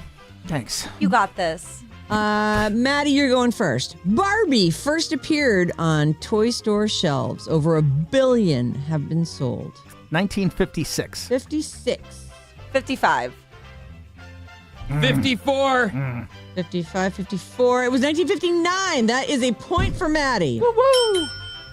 Maddie, Vinnie, Bob. By the way, when we saw Hoppers over the weekend, they showed us the trailer for Toy Story 5. Yeah. It looks so good. It's going to be another huge hit. Yeah, I feel like it was a perfect 3, but then I did like 4 a lot. So maybe 5 is worth it. I think you should not do cash grabs, but if you're going to, at least make them great, Right. and they do. They do. I was reading this morning, it looks like Monsters, Inc. 3 is coming out. And there was another one, too. Hold on, let me see if I can find it here. Monsters, Inc. 3, Incredibles 3, Coco 2. Coco was so good. Yeah, so it looks like all 3 of those are in the next couple years. Great. Yeah. All right, next up. How old's that guy? How old is Webster Emmanuel Lewis? Did I do that? Is that him? No. What? Who is it? No, that's. That's Urkel. Oh, that's Urkel. Urkel. Who's What? Webster? Webster's a Webster's little tiny like- guy. Oh, with the ears. He's even smaller than Gary Coleman. Yeah. Okay. How old is Emmanuel Lewis? Not Webster. Not the other guy. I did think, wow, he seems old. Bob, you're I first. didn't think Webster was still alive. I thought he had like a health ailment. Well, he might, but he is still alive according to this. All right. 80. 80. What do you think, Vinny? 70. 70. 69. He is 55. That's another point for Maddie. The incredible, drinking and cigar smoking every day of his life, George Burns dies of natural causes. He just turned 100 years old. Oh, 100.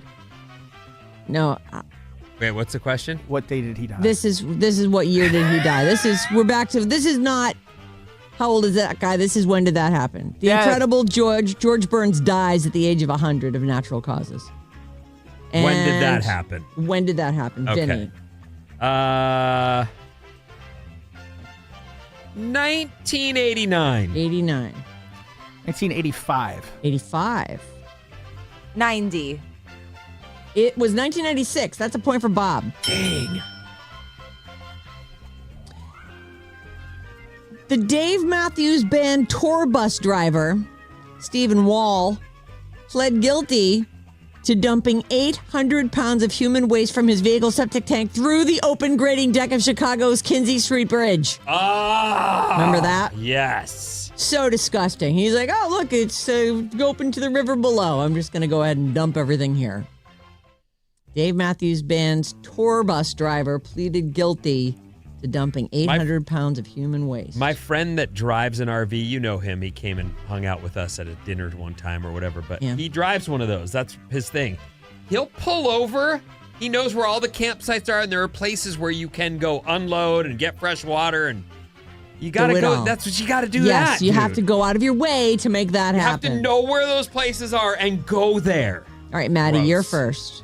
2001. 01, says Maddie. What do you think, Bob? 2002. 02. What'd you say? 01? Mm-hmm. The year 2000. It was 2005. That is a point for Bob. We're tied 2-2. How old is that guy?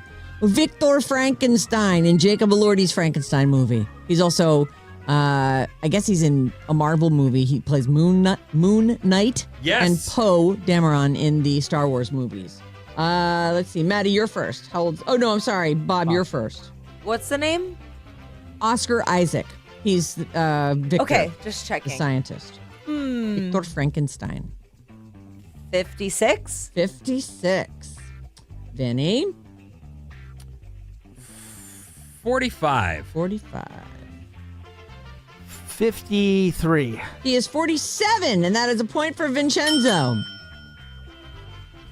And if we break the tie here between Maddie and Bob, this will be the last question. Otherwise, I'll grab something else. Here we go. And I suppose, Vinny, you could get it exactly right and be tied as well. Oh, that'd be great. The guy who lived in OJ's guest house, Kato Kalin. The guy who lived in OJ, such a cool guy. A real cool guy. When did he live there? No. How old is he? Oh. How old, we're back to how old is that guy? This game's gotten very confusing. Is Bob first? Yes. Bob, you're first on this one. Maybe. No, I just went first. Okay, Vinny, you're first. How old is Kato Kalin? The famous Kato Kalin. How old's that guy? I'm going to say Kato Kalin is 60. What do you think, Maddie? 57. 58. He is, are you the highest? 58? No. I said 60. Oh, 6. Vinny is, we are tied 3 ways. Oh my Oh, god. did I? How old is he? He's 67. Yeah, you didn't. You would have won if you got it exactly. Oh, all right. I So was we're wrong. tied. I was all wrong. there. Okay. All right, let me pick one more. Tiebreaker. This is the tiebreaker. We could just give the win to Maddie as a welcome back present. Nah, I feel like he should earn it. No, And I you're- need to earn it. You're first on this one, Maddie. I don't want your pity. Okay. Thank you, Good to though. know. Noted. Appreciate you. The notorious B.I.G. was shot to death while sitting in the passenger seat of a Suburban He after was a soldier. 24. Yes, he was 24. What year did that happen, Vinny? But Maddie, you're first. What year was he murdered? The notorious 2003. B.I.G. 03, you say. Bobby? What did Vinny say? He hasn't said didn't say. anything yet. 02. 02. I'm going to go with the trend. 01. He was killed in 1997. That is a point for Vinny, and Vinny has just won the game. Sorry about it, Maddie. Uh-oh. El campeón del pueblo. And kisses for everyone. Thank you, everyone. Goodbye. Try to stay awake all day today. I know it's a weird day because of the time change and everything, but we will have more chances for you to win Mumford & Sons tickets. 12:05 with Mason, 5:05 with Jane. We have a big We are all going to be ready for bed at like 5 o'clock tonight. dude. huh? I'm ready right now. I seriously just want to go home and sleep all day. Have a great day. Keep it here on Alice, and we'll see you back here tomorrow. Thank you.